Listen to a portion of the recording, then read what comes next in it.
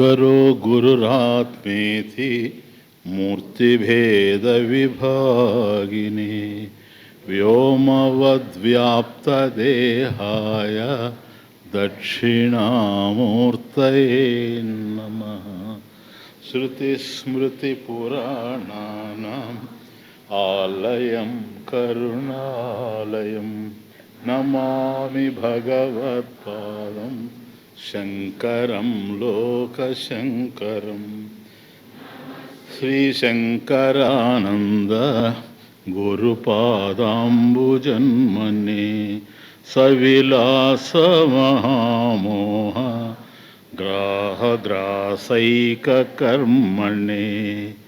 ఓం సహనావవతు సహనౌ భునక్తు సహ వీర్యం కరవావహై తేజస్వినావధీతమస్తు మా విద్విషావహై. ఓం శాంతి శాంతి శాంతి. శాఖాభేదాత్ కామభేదాత్ శ్రుతం కర్మాణ్యథాన్యథా ఏవమత్రాపి మా శంకి ఇత్యతః శ్రవణమాచరేత్.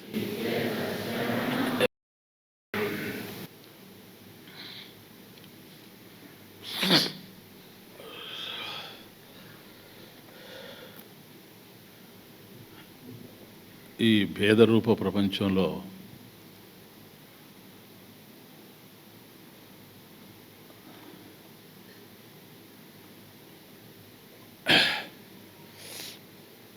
అనేకమైన భేదాలు తెలుస్తూ ఉంటాయి.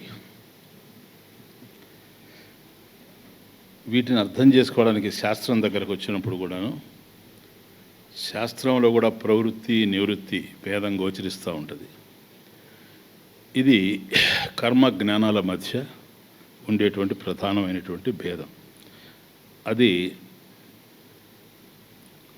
గత వారం చూచాం. శాఖాభేదాత్ కామభేదాత్ అంటే వేదంలో ఉండేటువంటి శాఖల్లో ఉండేటువంటి భేదం వల్ల అయితేనేమి, మన కోరికలు దేన్ని ఆశించి మనం కర్మలు ఆచరిస్తున్నామో ఈ కోరికల మధ్య ఉండేటువంటి భేదం వల్ల కర్మలు అన్యథ అనేక విధాలుగా ఆచరింపబడుతూ ఉంటాయి.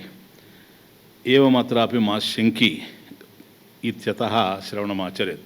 అయితే ఈ విధమైనటువంటి భేదం జ్ఞానం విషయంలో కుదరదు. మా శంకి మా సందేహ నాస్తి ఇత్యర్థః అతః శ్రవణం ఆచరేత్. ఈ కారణం చేత మోక్షానికి ఏదో చేయడం కాకుండా శ్రవణమే ప్రధానమైన సాధనగా చెప్పబడింది జ్ఞాన మార్గంలో. కర్మకు వచ్చేటప్పటికి శ్రవణం ఉపయోగం లేదు. నీకు ఆకలేస్తే నువ్వు భోంచేయాలి తప్ప భోజనాన్ని గురించి శ్రవణం చేశావనుకో ఇంకా ఆకలి ఎక్కువ అవుతుంది. కాబట్టి అవి కేవలం కర్మ వలనే నివృత్తిని పొందుతూ ఉంటాయి.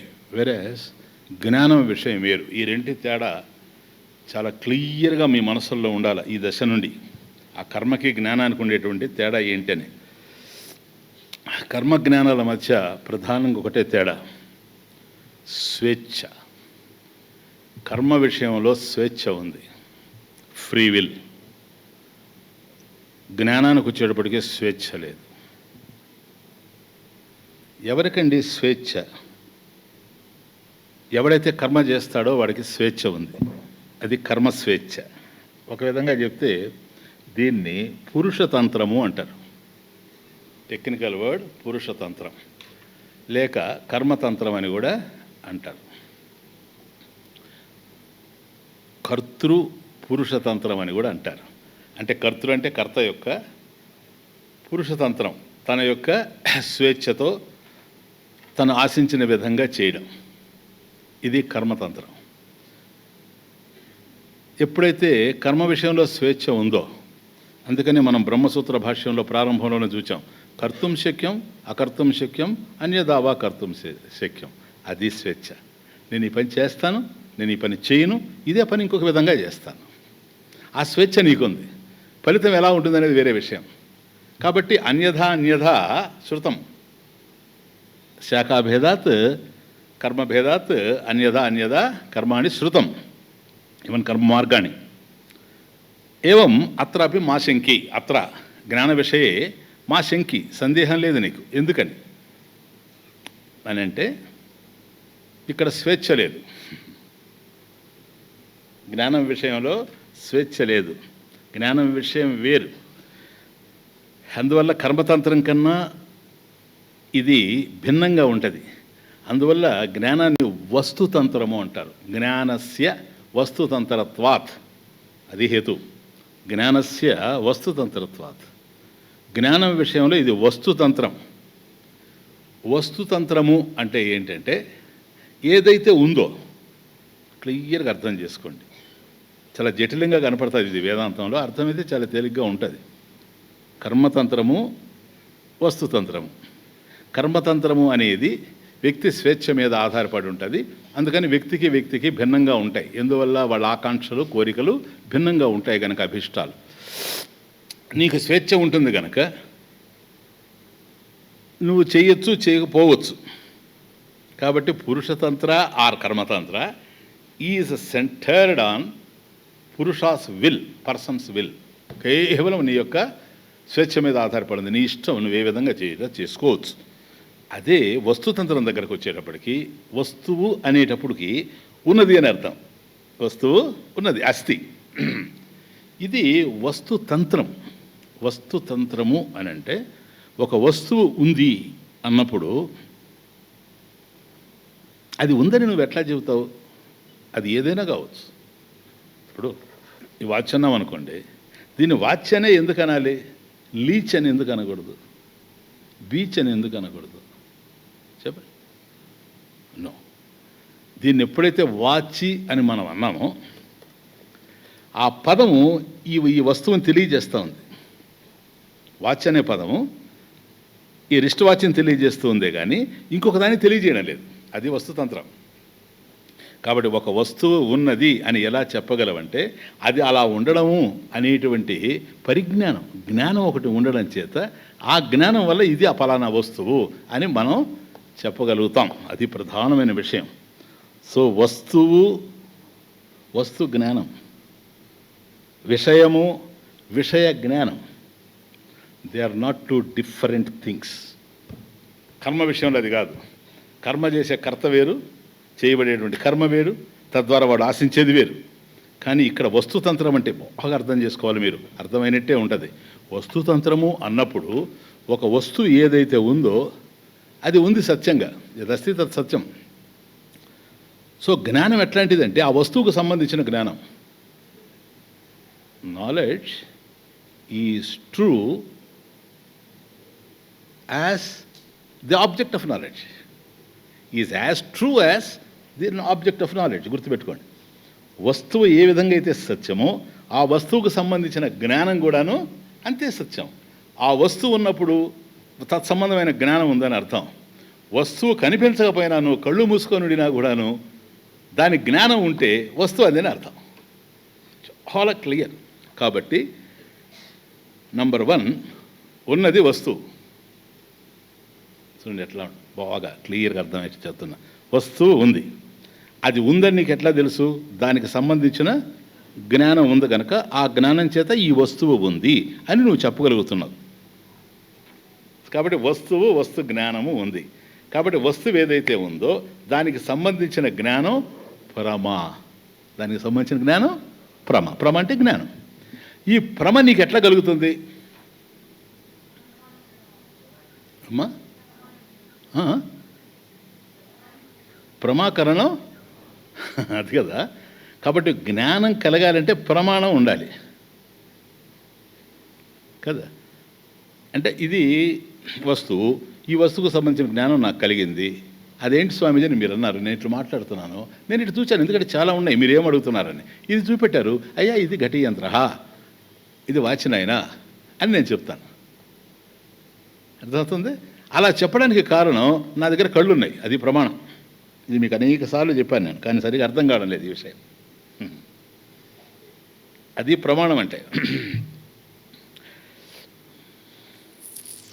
వస్తువు మీద నా దృష్టి పడింది, ఆ వస్తువుకు సంబంధించిన జ్ఞానం నాకుంది, అందుకని వస్తువు తెలిసి వచ్చేసింది, అంతే, ఇంకేం లేదు. ఇది కర్మ మీద ఆధారపడి లేదు. కర్మ మీద కూడా ఆధారపడి కనుక ఉండేటట్లయితే నా స్వేచ్ఛ మీద ఆధారపడి ఉంటుంది, నా విల్ పవర్, నా విల్లు. ఎప్పుడైతే నా స్వేచ్ఛ మీద ఉంటుందో అప్పుడు నేను అది వాచ్ అని చెప్పచ్చు, లేదంటే కుండ అని చెప్పచ్చు, లేదంటే పెన్ అని చెప్పచ్చు, ఏదైనా చెప్పచ్చు. కుదరదు. Watch is watch. ఎందుకని? జ్ఞానం ఉంది కనుక. వస్తువు ఎంత సత్యమో వస్తువుకు సంబంధించిన జ్ఞానం కూడా అంతే సత్యం కనుక ఎప్పుడైతే అది నా కంట పడిందో, ఏదైతే నీ కంటపడిందో, ఏ వ్యక్తి అయితే నీ కంటపడ్డాడో ఆ వ్యక్తి నీకు ఇష్టం ఉండొచ్చు, లేకపోవచ్చు, కానీ మారడు. నేను ఒక వ్యక్తిని చూశాను, ఇతను పలానా అని తెలిసిపోయింది నాకు, అతను నా శత్రువు, కానీ నా దృష్టి పడిపోయింది, ప్రమాణం ఆపరేట్ అయింది, నా కళ్ళు చూచాయి. నేను పిచ్చోండి కాదు, మనసు పనిచేస్తుంది. ఆ మనసు ఈ కళ్ళ ద్వారా చూచేయడం జరిగింది. వస్తువు ఉన్నట్టుగా తెలిసిపోయింది. అతను ఆ వ్యక్తి, అతను నాకు ఇష్టం ఉండొచ్చు, లేకపోవచ్చు. ఆయనకి సంబంధించిన జ్ఞానం నాకు అతను ఇష్టం లేడు కనుక అతనికి సంబంధించిన జ్ఞానం నాకు కలగకుండా ఉండాలి అంటే కుదరదు. This is knowledge. క్లియర్గా పెట్టుకోండి. కాబట్టి ఒక్కసారి ప్రమాణం ఎప్పుడైతే మన దగ్గర ఉందో, ప్రమాణం ఉన్నప్పుడు భ్రమ కలగకుండా పోయే అవకాశం లేనే లేదు. కాబట్టి ఈ భ్రమను కలిగించేది ఏదో అది ప్రమాణము. కనుక ప్రమాణం అనేది ఎట్లా ఆపరేట్ అవుతుందంటే, వస్తువుని మనకు చూపెట్టేటప్పుడు ఆ వస్తు జ్ఞానము రెండు కాదు గనక ప్రమాణం కనుక మన దగ్గర ఉండేటట్లయితే ఆ వస్తువుకు సంబంధించిన భ్రమ మనకు కలుగుతుంది. అందువల్ల జ్ఞానస్య వస్తుతంత్రత్వాత్, అది సూత్రం. జ్ఞానస్య వస్తు సంతంత్రత్వాత్. కాబట్టి జ్ఞానం వస్తుతంత్రానికి సంబంధించింది కనుక, విషయానికి సంబంధించింది కనుక, అది వస్తువు ఎంత ప్రధానంగా ఉందో జ్ఞానం కూడా, దానికి సంబంధించిన జ్ఞానం కూడా అంతే ప్రధానంగా ఉంది. కాబట్టి జ్ఞానము, వస్తు జ్ఞానము రెండు ఒక్కటే. అదే నేను చెప్పేది మీకు. ఈశ్వర జ్ఞానం వేరు కాదంటుంటాను, చూచారా? కాబట్టి బ్రహ్మ జ్ఞానము అనేటివి రెండు కాదు. కాబట్టి జ్ఞానం విషయంలో ప్రధానంగా ఇప్పటి వరకు మీకు అర్థమై ఉంటే మెయిన్ పాయింట్, నీ చాయిస్ లేదు. బాగా అర్థం చేసుకోండి. నేను ఇలా అర్థం చేసుకుంటాను, నేను అలా అర్థం చేసుకుంటాను, నాకు ఇలా అర్థమైంది, కుదరదు సార్. That is knowledge.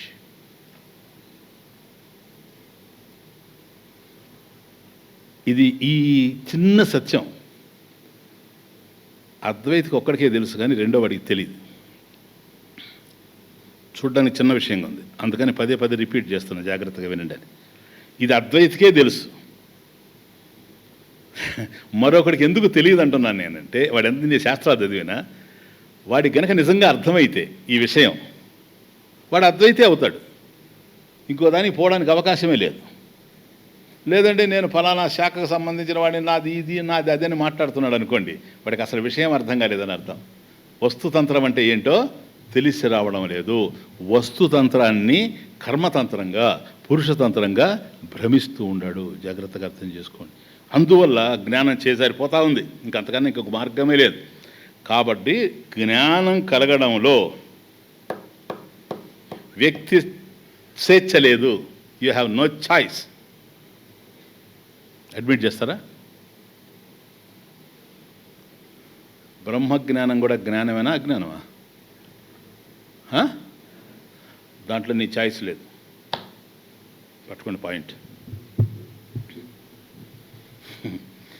ఇది వాచ్య అనడంలో నా స్వేచ్ఛ ఏమీ లేదు, నా చాయిస్ లేదు సార్. వస్తువు ఉంది, ప్రమాణం ఉంది, జ్ఞానం కలిగిపోయింది. అందువల్ల వస్తువుని చూడడం దృశ్య విషయంలో నేత్రం ప్రమాణంగా ఉంది, శబ్ద విషయంలో చెవి ప్రమాణంగా ఉంది, బ్రహ్మ విషయంలో శాస్త్రం ప్రమాణంగా ఉంది. అది సార్ శాస్త్రం. తస్మాత్ శాస్త్రం ప్రమాణం. ఇప్పుడు అర్థమైందా మీకు? No, I don't think that you have understood. Though point is very simple. ఇప్పుడు అర్థమైందే, శాస్త్రం ప్రమాణం అనేది కనుక అర్థమైందంటే నువ్వేం చేస్తావు చెప్పు.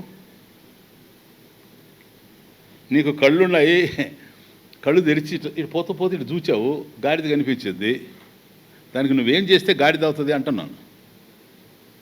ఏదో నువ్వు చేస్తే గాడిద కాకుండా పోతుందా? అది జ్ఞానం వస్తుతంత్రత్వాత్. అర్థమవుతుంది. అందువల్ల నీ దగ్గర ఎప్పుడైతే ప్రమాణం ఉందో భ్రమ కలిగిపోతుంది. నీ దగ్గర ప్రమాణం ఉంటే బ్రహ్మం తెలిసిపోతుంది. ఇక నువ్వేం చేయాల్సిన అవసరం లేదు. నీ దగ్గర కళ్ళున్నా ఇది వాచ్యం నీకు తెలిసిపోయింది. నీ దగ్గర జ్ఞానం ఉంది, బ్రహ్మ నీకు తెలిసిపోద్ది. ఎందుకని? బ్రహ్మము బ్రహ్మ జ్ఞానము రెండు కాదు కనుక. లేదు స్వామీజీ, దీన్ని కష్టపడి కఠోరమైనటువంటి తపస్సు చేసి, వెరీ ఇంపార్టెంట్ టాపిక్ టుడే, నేను దాన్ని పొందాలా? ఆయన ఇట్లా పొందాడు, ఆయన ఇట్లా పొందాడు, ఈయన చుట్టూ పుట్టలు లేచాయి, ఆయన చుట్టూ. సరే, ఆయన చుట్టూ ఏమి లేచాయో తెలియదు, కానీ మనకు మాత్రం జన్మలు లేస్తాయి. ఇంకంతకు మరొక మార్గమే లేదు. ఎందుకని అసలు దారే తెప్పోయింది. నువ్వు ఎట్టుపోతున్నావో తెలియదు, దారి తెలియడం లేదు. ఒకటి, నీ అడుగులు ఎట్టుపడుతున్నాయి నీకు అర్థం కావడం లేదు. రెండు, అండర్స్టాండ్. దేర్ఫోర్ ఇది జ్ఞానానికి కర్మకు ఉండేటువంటి ప్రధానమైనటువంటి విషయం. కాబట్టి బ్రహ్మజ్ఞానస్య శ్రవణమేవ సాధనం. ఎందుకని? బ్రహ్మజ్ఞానానికి ప్రమాణం ఏంటి? క్లియర్. శాస్త్రం అంటే ఎన్నో శాస్త్రాలు ఉన్నాయి. వాస్తుశాస్త్రం కూడా ఉంది, వేదాంత శాస్త్రం, ఉపనిషత్తులు ఏదైతే బోధిస్తూ ఉన్నాయో వాటిని శ్రవణం చేస్తే నీకు అది ప్రమాణం. శాస్త్రం అన్నప్పుడు ప్రమాణం అంటేనే భ్రమ కలిగించేది కనుక జ్ఞానాన్ని కలిగిస్తుంది. ఏ జ్ఞానం ఏదైతే ఉందో దానికి సంబంధించిన జ్ఞానం ఉన్నది బ్రహ్మమునకు సంబంధించిన జ్ఞానం బ్రహ్మజ్ఞానం. దానికి ప్రమాణం శాస్త్రం. శాస్త్రాన్ని ఏం చేయాలి? ఇప్పుడు వినడమే, శ్రవణం. అందువల్ల అంగి ప్రధానమైంది. అంగి శ్రవణం అనేది అంగం కాదు. అంగాలు వచ్చేసి మనన నిధిధ్యాసలు. శ్రవణం అంగి. అంగంటే ప్రధానమైనటువంటిది. శ్రవణమే ప్రధానం కనుక శ్రవణమేవ సాధనం. ఎప్పుడు ఎందువల్ల శ్రవణం సాధనం అంటున్నాము? శాస్త్రం ప్రమాణం కావడం వల్ల. ఇది కారణం. నువ్వు ఏం చేయాల్సినటువంటి అవసరం లేదయ్యా, ఇది జ్ఞానం వస్తుతంత్రం. కాబట్టి నువ్వు ఏవేవో చేయాల్సిన అవసరం లేదు. ఈ జ్ఞానాన్ని పొందడానికి ప్రతిబంధకాలు ఉంటే వాటిని తొలగించుకోవడానికి నువ్వు సాధనలు చేయాలి ముందే. శాస్త్రాధ్యయనానికి ముందే, గురుముఖత శాస్త్రాన్ని వినడానికి ముందే చేయాలి అని పదే పదే ఉపన్యాసాల్లో నేను మీకు చెప్తూ ఉండే కారణం కూడా అదే. అర్థమవుతుంది. ఇప్పుడు నెక్స్ట్, ఇలాంటప్పుడు ఈ భేదం నుంచి తొలగాలి గనక ఈ రెంటి మధ్య ఉండేటువంటి భేదం ఏందో మనకు తెలియాలి. అది ఒకటి కర్మతంత్రము, రెండవది వస్తుతంత్రము. జ్ఞానం మాత్రం మోక్ష విషయం మాత్రం. మోక్షం ఎక్కడుంది? దేర్ఫోర్ శ్రవణమేవ సాధనం. కర్మ ఎప్పుడు సాధనం అవుతుంది తెలుసా? మోక్షం గనక ఆ లోకంలో ఉంటే. మోక్షం ఆ లోకంలో కనుక ఉంటే ఆ లోకానికి నువ్వు ప్రయాణం చేయాలి కనుక, సాధనం కావాలి కనుక, శ్రమ పడుతుంది కనుక, నీ స్వేచ్ఛ కూడా ఉంది కనుక, కర్మస్వేచ్ఛ, నీ శ్రమ కూడా ఉంది కనుక, శ్రమించి కర్మాచరణం వల్ల ఆ ప్రాంతానికి, లేని ప్రాంతానికి నువ్వు చేరుతావు, లేని దానిని నువ్వు పొందుతావు. ఇది లేనిది కాదు, ఉన్నదే. నువ్వు ప్రయాణం చేయాల్సిన అవసరం లేదు, అంతటా ఉన్నదే. ఈ విషయాన్ని శాస్త్రం, ఉపనిషత్తులు ధృవపరుస్తూ ఉన్నాయి. ఈ ఉపనిషత్తులు ధృవపరిచేటువంటి ఈ సత్యాన్ని, వస్తుతంత్రానికి సంబంధించిన దాన్ని గురువు బోధిస్తూ ఉంటే నీ జ్ఞానం కలిగిపోదు, శ్రద్ధ ఉంటే. క్లియర్? ఇప్పుడు ప్రశ్న పడుతుంది, కిం తత్ శ్రవణం? ఆ శ్రవణం ఏంటండి? తిరిగిపోయింది సబ్జెక్ట్ ఇక్కడి నుంచి. అంటే ఇంతవరకు కేవలం శాస్త్రం మీద వచ్చి శాస్త్రం విషయంలో దృఢమైనటువంటి జ్ఞానాన్ని మనకు అందించినటువంటి విద్యారణ్య స్వామి ఇప్పుడు సాధన వైపు తిరుగుతున్నాం. Very very important. ఇక్కడి నుంచి సాధనలు కూడా స్టార్ట్ అవుతాయి. అనేకమైన గ్రంథాలు బయటపడుతూ ఉంటాయి. ఒక్కొక్కటి పోతూ ఉంటే ఒక దశలో యోగ వాసిష్టం ఎంటర్ అవుతుంది, ఒక దశలో భగవద్గీత ఎంటర్ అవుతుంది. Very very important. ఈ క్షణం నుంచి మీకు నిత్య సాధన చైతన్యం అంటే ఇదే. సరేనా? Just listen. వేదాంతానాం అశేషానాం వేదాంతానాం అశేషానాం ఆది మధ్యావసానతః బ్రహ్మాత్మన్యేవ తాత్పర్యం ఇతి ధీహి శ్రవణం భవేత్. అది జ్ఞాన మార్గంలో శ్రవణం మన నిధిధ్యాసనం అంతే. ఇది సాధన. అందులో ప్రధానమైనటువంటి ముఖ్యమైనటువంటి సాధన, ముఖ్య సాధన శ్రవణం గనక శ్రవణమేవ సాధనమని మనం చెప్పుకున్నాం. కాబట్టి జ్ఞానం కలగడానికి ఎస్ కిం తత్ శ్రవణం అని ప్రశ్న వేశాం. శ్రవణం అంటే ఏంటండి? వేదాంతానాం అశేషానాం అంటే సర్వేషాం వేదాంతానాం ఇది అశేషానాం వేదాంతానాం ఆది మధ్యావసానతః. థర్డ్ లైన్లో ఉంది చూడండి, తాత్పర్యం. థర్డ్ లైన్ చివర తాత్పర్యం. కిం తాత్పర్యం ఇత్యర్థః. ఇది ప్రశ్న. సర్వేషాణం వేదాంతానాం కిం తాత్పర్యం ఆది మధ్యావసానతః బ్రహ్మాత్మని ఏవ తాత్పర్యం ఇది అని ధీహి బుద్ధి జ్ఞానం నిశ్చయాత్మిక బుద్ధి ఇది ధీహి శ్రవణం భవేత్. దిస్ ఈజ్ శ్రవణం. Definition, clear definition. శ్రవణం అంటే ఏవో శాస్త్రాలు వినడం కాదు, అశేషానాం వేదాంతానాం. కాబట్టి ఉపనిషత్తులు ఏవైతే ఉన్నవో అశేషంగా అంటే సర్వేషాం వేదాంతానాం ఉపనిషదాం ఇత్యర్థః. కిం తాత్పర్యం? తాత్పర్యం తత్పరత. తాత్పర్యం అర్థమవుతుంది. పారమార్థికంగా ఏది సత్యమో అది. ఒక వస్తువుకు సంబంధించిన తాత్పర్యం అని అన్నాం అనుకోండి. తాత్పర్యం అంటే దాని యొక్క యథార్థ స్థితి ఏమిటని. తత్పరత తాత్పర్యం.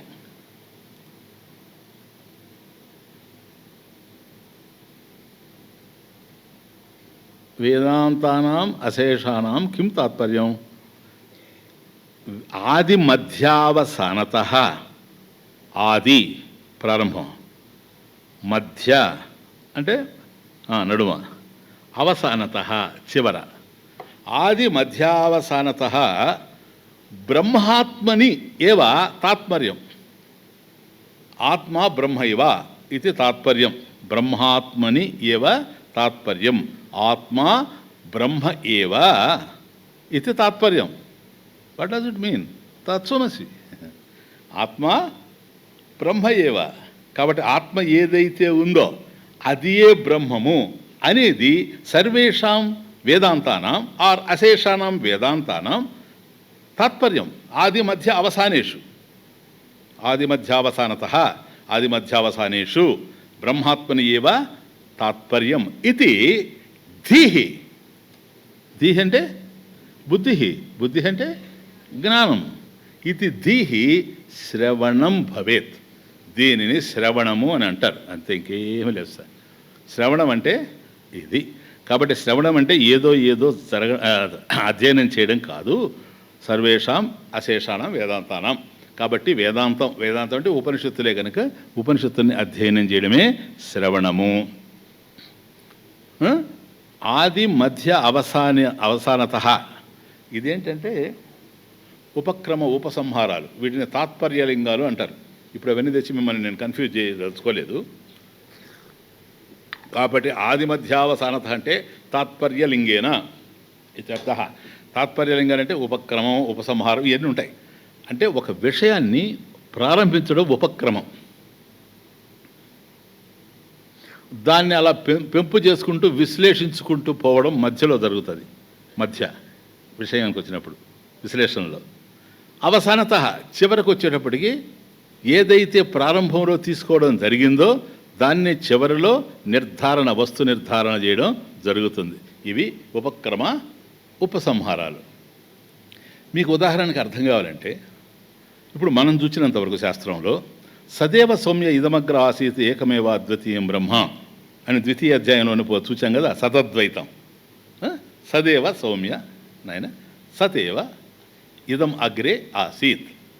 కాబట్టి ఈ సృష్టికి పూర్వము సత్తు ఒక్కటే ఉండింది అని అక్కడి నుంచి స్టార్ట్ అయింది జిజ్ఞాస, జ్ఞాతం ఇచ్ఛ, తెలుసుకోవాలనేటువంటి ప్రక్రియ అక్కడ మొదలైంది. అది ఉపక్రమం. సదేవ సంవేదమ ఆసిత్ ఇదం, ఈ విశ్వం ఏదైతే కనపడుతుందో ఇదం జగత్, దీనికి ముందు సత్పదార్థం ఒక్కటే ఉండింది అనేటువంటిది ఉపక్రమం నుంచి వచ్చాడు అనుకోండి. చివరకు వచ్చిన తర్వాత ఇదం, ఈ జగత్ ఏంటి అని ప్రశ్నించినప్పుడు ఈ జగత్ కారణం ఏంటి? జగత్తును చూసినప్పుడు నియతి ఉంది కనుక నియంత ఏంటి, దేర్ఫర్ జగత్ కారణం ఏమిటి, అసలు ఉందా లేదా, అస్తి కిం వా నాస్తి, అసలు ఉందా లేదా, ఉంది అని నిర్ణయం వచ్చిన తర్వాత ఆ జగత్ కారణమైనటువంటి బ్రహ్మ జగత్ కన్నా భిన్నంగా ఉన్నాడా, లేక రెండు ఒకటేనా? ఇదంతా మధ్యలో నడమ డెవలప్ అవుద్ది. వీటిని తాత్పర్యలింగాలు అంటారు శాస్త్రంలో. కాబట్టి తాత్పర్యలింగాల్లో మొదటిది ఉపక్రమము, ప్రారంభించడము, సిద్ధాంతం. సదేవ సౌమ్య ఇదమగ్ర ఆసీత్ ఏకమేవ అద్వితీయం బ్రహ్మ అనేది మీకు అర్థం కావడం కోసం ఎగ్జాంపుల్ ఇస్తున్నా. అది ఉపక్రమం. ఉపసంహారానికి వచ్చారనుకోండి, ఆత్మై వేదం ఇదం సర్వం, ఉపసంహారం. ఆత్మ ఏవ ఇదం, ఇదం జగత్ సర్వం సమస్తం ఆత్మ ఏవ, అయం ఆత్మ బ్రహ్మ ఏవ, అయం ఆత్మ బ్రహ్మ. ఇది ఉపసంహారం. కాబట్టి ఉపక్రమం నుంచి మొదలయ్యి తాత్పర్యలింగాల్లో ఇవి 5-6 ఉన్నాయి మొత్తం. ఎట్లా డెవలప్ చేసుకోవాలి విశ్లేషణలో, విశ్లేషణ ఏ విధంగా సాగాలి అని. ఇక చివరికి వచ్చేటప్పటికి అవసానత, చివరిలో డిసైడ్ అయిపోతుంది ఉపసంహారం. అక్కడ ఏదైతే ఉపక్రమించామో దానికి భిన్నం కాకుండా ఉపసంహారం జరగాలి. రామాయణం ప్రారంభం చేసి భారతంతో సమాప్తం చేయకూడదు, రామాయణంతోనే సమాప్తం కావాలి. ఏ విషయాన్ని అయితే మనం ప్రారంభించామో ఆ దాంతోనే సమాప్తం జరగాలి. ఈ రెంటికి మధ్యలో సమన్వయం కుదరాలి. కాబట్టి శాస్త్రం ఏదైతే ప్రతిపాదిస్తూ ఉందో ఉపక్రమం, అదే ఉపసంహారం జరగాలి. కాబట్టి సదేవ ఇదమగ్రే ఆసీత్ అనేది ప్రారంభమైతే ఆత్మై వేదం ఇదం సర్వం, బ్రహ్మై వేదం ఇదం సర్వం, ఇదం సర్వం బ్రహ్మ ఏవ, ఇదంతా కూడా బ్రహ్మమే కానీ రెండవ వస్తువు కాదు అనేది ఉపసంహారం కదా. ఇది ఆది మధ్యావసానత సారత. కాబట్టి ప్రారంభంలో కానీ మధ్యలో శాస్త్రాన్ని విశ్లేషించేటప్పుడు కానీ లేక దాన్ని ఉపసంహారం చేసేటప్పుడు కానీ ఆది మధ్యావసానత కిం తాత్పర్యం, బ్రహ్మాత్మని ఏవ తాత్పర్యం, ఆత్మ బ్రహ్మైవ ఇది తాత్పర్యం. ఆత్మయే బ్రహ్మము అనేదే తాత్పర్యం. ఇది అనే ధీహి బుద్ధి జ్ఞానం, ఈ విధమైన జ్ఞానం ఏదైతే ఉందో అది శ్రవణం భవేత్. క్లియర్? ఇది శ్రవణం భవేత్, నిశ్చయమైనటువంటి బుద్ధి, క్లియర్ విజన్. ఇంకా దాంట్లో రెండవ ఆలోచన లేదు, క్లియర్ విజన్. బ్రహ్మ ఆత్మ బ్రహ్మైవ ఇది. కాబట్టి శ్రవణం వల్ల ఏం జరుగుతూ ఉంది? శ్రవణేన తాత్పర్య నిశ్చయం భవేత్, శ్రవణేన తాత్పర్య నిశ్చయం భవతి. ఇంపార్టెంట్, చూసారా?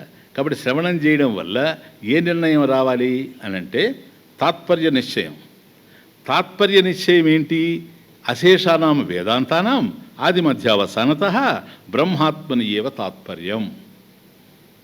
ఇలా జరిగితేనే శ్రవణం. ఇప్పుడు 12 సంవత్సరాలు, 24 సంవత్సరాలు, 30 సంవత్సరాలు, 50 సంవత్సరాలు శ్రవణాలు చేస్తారు, సరేనా? ఆ గురువుని బట్టి ఆధారపడి ఉంటుంది. అక్కడ పోయి శ్రవణం చేసి చివరిలో సాంఖ్యాన్ని ఎత్తుకొని వస్తాడు.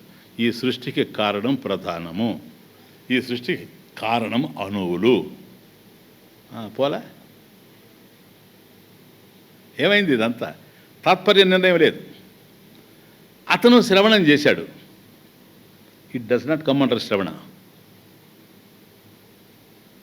వాళ్ళు అనొచ్చు మనం చేసే శ్రవణం కాదని.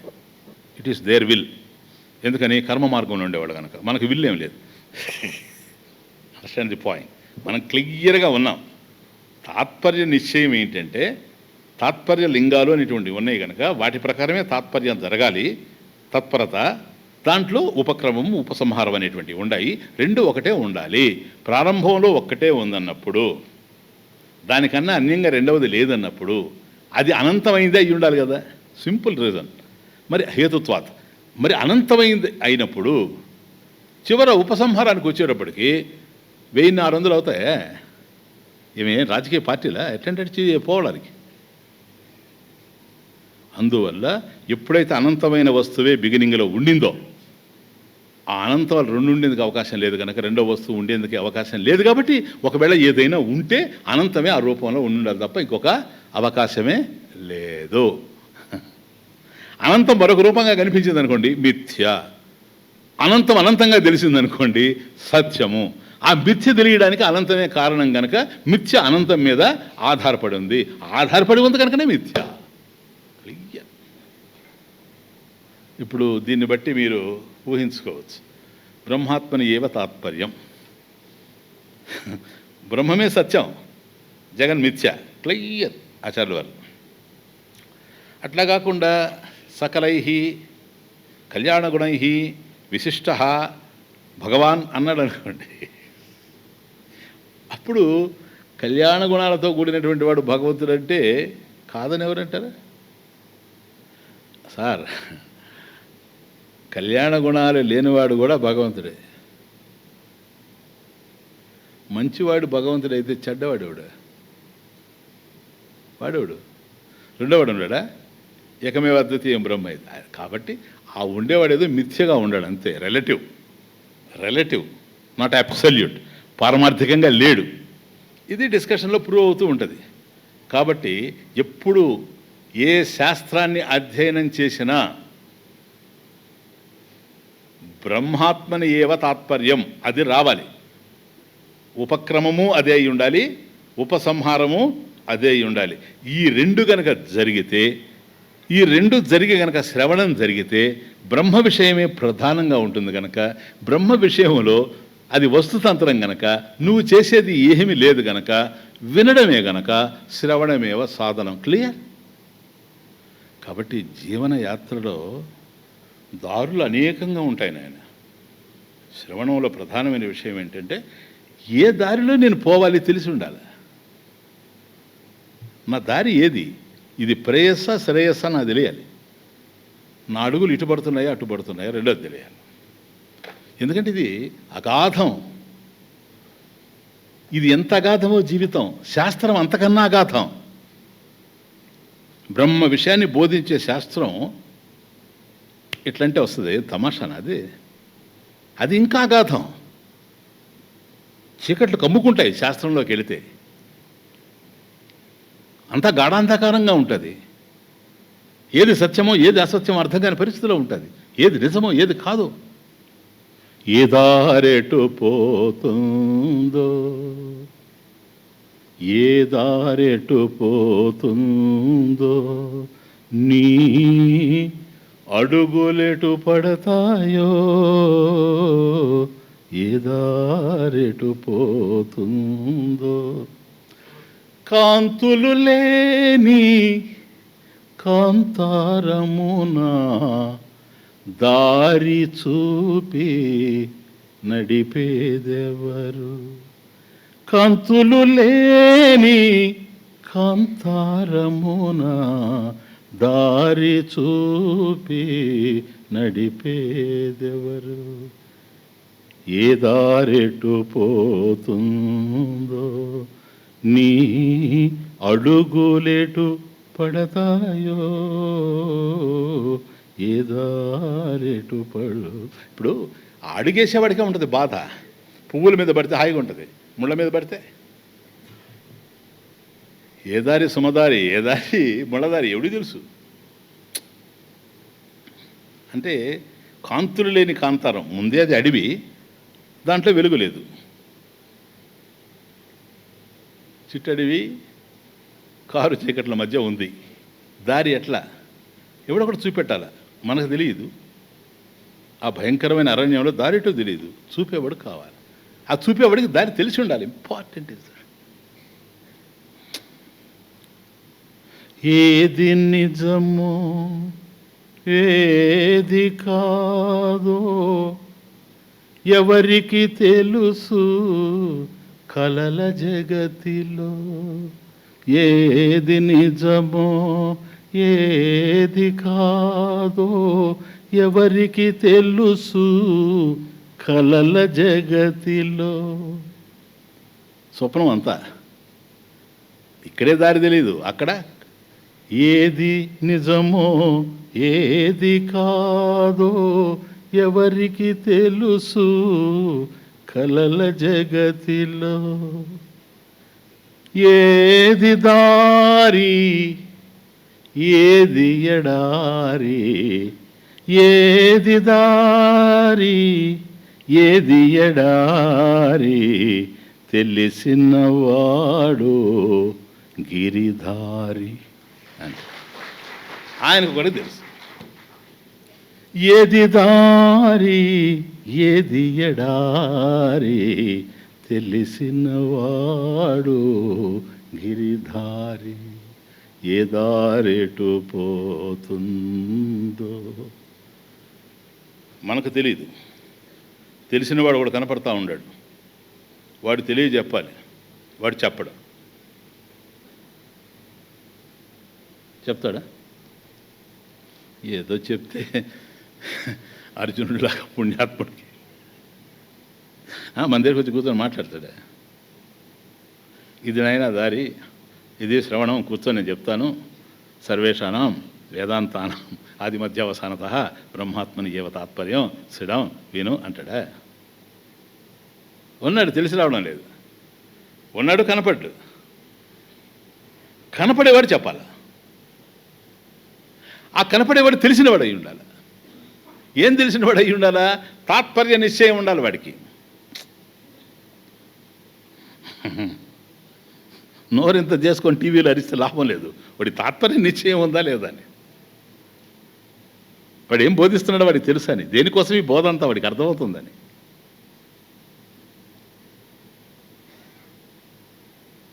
కాబట్టి తెలిసినవాడు ఒకడు, చెప్పడు. తెలిసి చెప్పని వాడు ఒకడు, తెలిసి చెప్పేవాడు ఇంకొకడు ఉన్నాడు. మళ్ళీ వాడితో బాధ లేదు మనకు. ఎందుకని? అతనికి తెలుసు, కానీ మనకు కనపడ్డ కనుక అతని వల్ల మనకేం హారం లేదు. ఆయన తెలిసిన ఆయన పాండిబజార్లో చేరి ఎటు పోవాలంటే తెలిసి కూడా ఇటు కాదు ఇటు అంటాడు చూడండి, అప్పుడు ప్రాబ్లం. ఈయన కనపడ్డు కదా, కాబట్టి ఎంతో మనకు ప్రాబ్లమే లేదు. ఇంక చెప్పేవాడు కావాలా. వాడు ఏం చెప్తున్నాడో వాడికి తాత్పర్యం తెలియాలి. కిం తాత్పర్యం అనేది వాడికి అర్థం ఉండాలి. ఆది మధ్యావసానత బ్రహ్మాత్మని ఏవ తాత్పర్యం. చిల్లర మాటలు అల్లరి బోధలు చెల్లవు ఎప్పుడు మోక్ష మార్గములో. చిల్లరి మాటలు చిల్లర మాటలు అల్లరి బోధలు చెల్లవు ఎప్పుడు మోక్ష మార్గములో.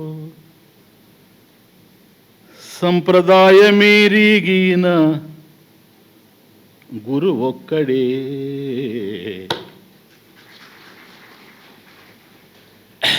సంప్రదాయమీరిగిన గురు ఒక్కడే గుర్తు తెలిపి గమ్యము చేర్చును. ఎందుకంటే he knows how to teach. Subject matter తెలుసు, బోధ తెలుసు, బోధనా విధి తెలుసు. కాబట్టి తెలిసి చెప్పని వాడు ఒకడు, తెలిసింది తెలిసిన వాడి ద్వారా తెలియజేయడానికి అనుగ్రహించేవాడు వాడే. గురువు మనకు బోధిస్తాడు. ఒకవేళ సపోజ్ ఈయనే వచ్చి బోధించాడు అనుకోండి, సంప్రదాయం తెలిసినటువంటి గురువు బోధించేదానికి ఈయన బోధించేదానికి ఏమైనా డిఫరెన్స్ ఉంటుందా అంటున్నాను. ఏమో ఋషిభిర్బహుదా గీతం ఛందోభిర్వివిధై పృథక్ బ్రహ్మసూత్రపదైశ్చైవ హేతుమద్భిర్వినిశ్చితై. హే అర్జున, ఇదేంటిది? ఋషిభి బహుదా గీతం. ఋషులందరూ దేని గురించి అయితే గానం చేశారు చూడండి. ఇది ఆయన చెప్పింది. మనకు కనపడిన ఆయన చెప్పింది ఏంటంటే, కనిపించే అర్జునుడికి ఋషిభి. మనం ఆయన్ని కోట్ చేస్తాను, ఆయన మనల్ని కోట్ చేస్తాడు. మనం అంటే ఋషులు. ఎవరో ఒకరు అంగీకరించాలి కనుక నన్ను అంగీకరించమంటున్నా ప్రస్తుతానికి ఋషిగా. అంటే దాని అర్థం ఏంటి? రేపు మీరు అది కావాలి, మీరు ఋషులు కావాలని నేను బోధ, కానీ బుషులు కావాలని బోధ. జార్జ్ బుషులు. మనమంతా ఋషులు కావాలా? అదే బోధ యొక్క తాత్పర్యం అదే కదా. అందరూ అది కావాలనే కదా. ఎందుకని? అందరూ అది అయ్యే ఉండారు కనుక. అది లాజిక్. అందరం అది అయ్యే ఉన్నాం కనుక తెలిసిన వాళ్ళు కొందరు, తెలియని వాళ్ళు కొందరు. తెలిసినవాడు ఋషి, తెలియనివాడు బుషి. చిన్నప్పుడు అటు చదివేవాడు. నాకు అదే జ్ఞాపకం. మా తండ్రి గారు పోతూ పోతే, చే ఏందా చదవడం, చే సరిగా చూడు అన్నాడు. అమ్మా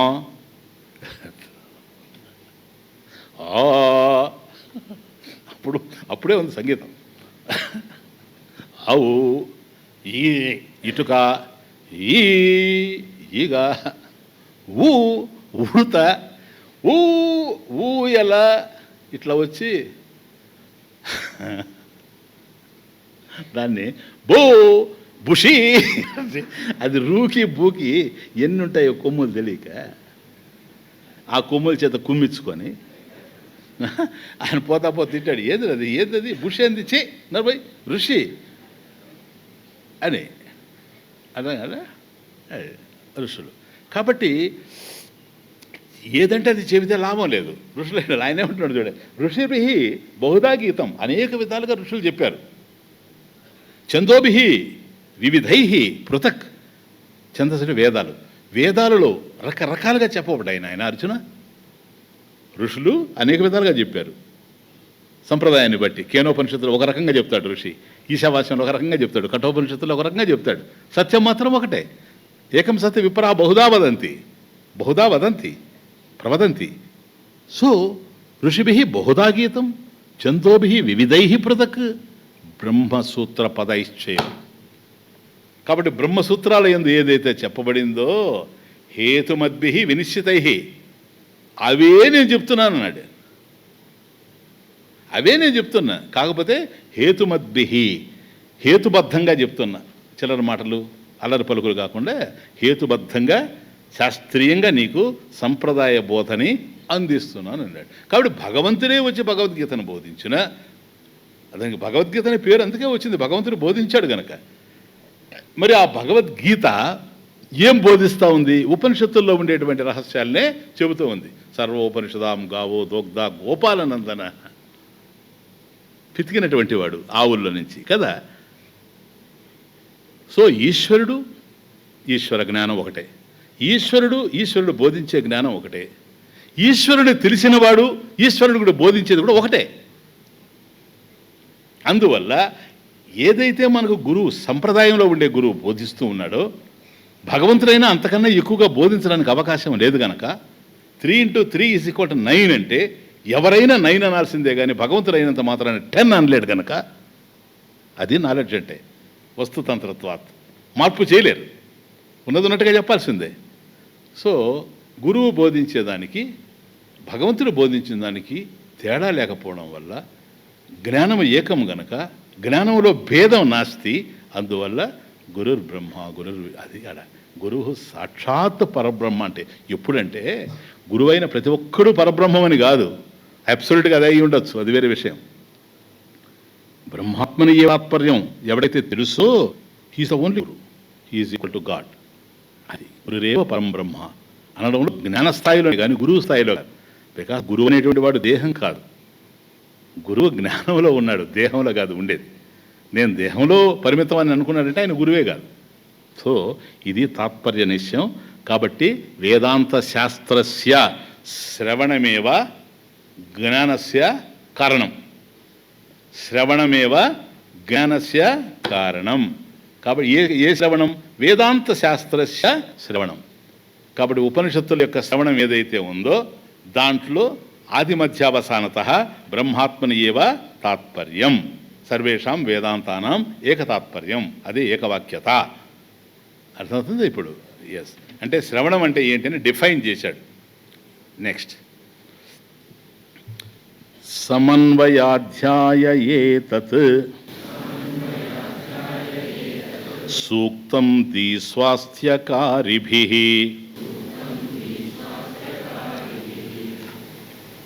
తర్కైః సంభావనార్థస్య ద్వితీయాధ్యాయ ఈరిత. అది శ్రవణం. నాయన జాగ్రత్త వినండి. ఎప్పుడైతే అధ్యాయ ఏతత్, ఇప్పుడు మనకి దేని గురించి మాట్లాడుతున్నాం? శ్రవణం. ఏతత్ అంటే శ్రవణం, ఈ శ్రవణం. ఏతత్ అంటే ఇది అని అర్థం. ఇక్కడ ఇదంటే ఏంటి? ఈ శ్రవణం. ఏతత్, ఈ శ్రవణం. సమన్వయాధ్యాయ అనగానే బ్రహ్మసూత్రం. తత్తు సమన్వయాధ్యాయం. Very good.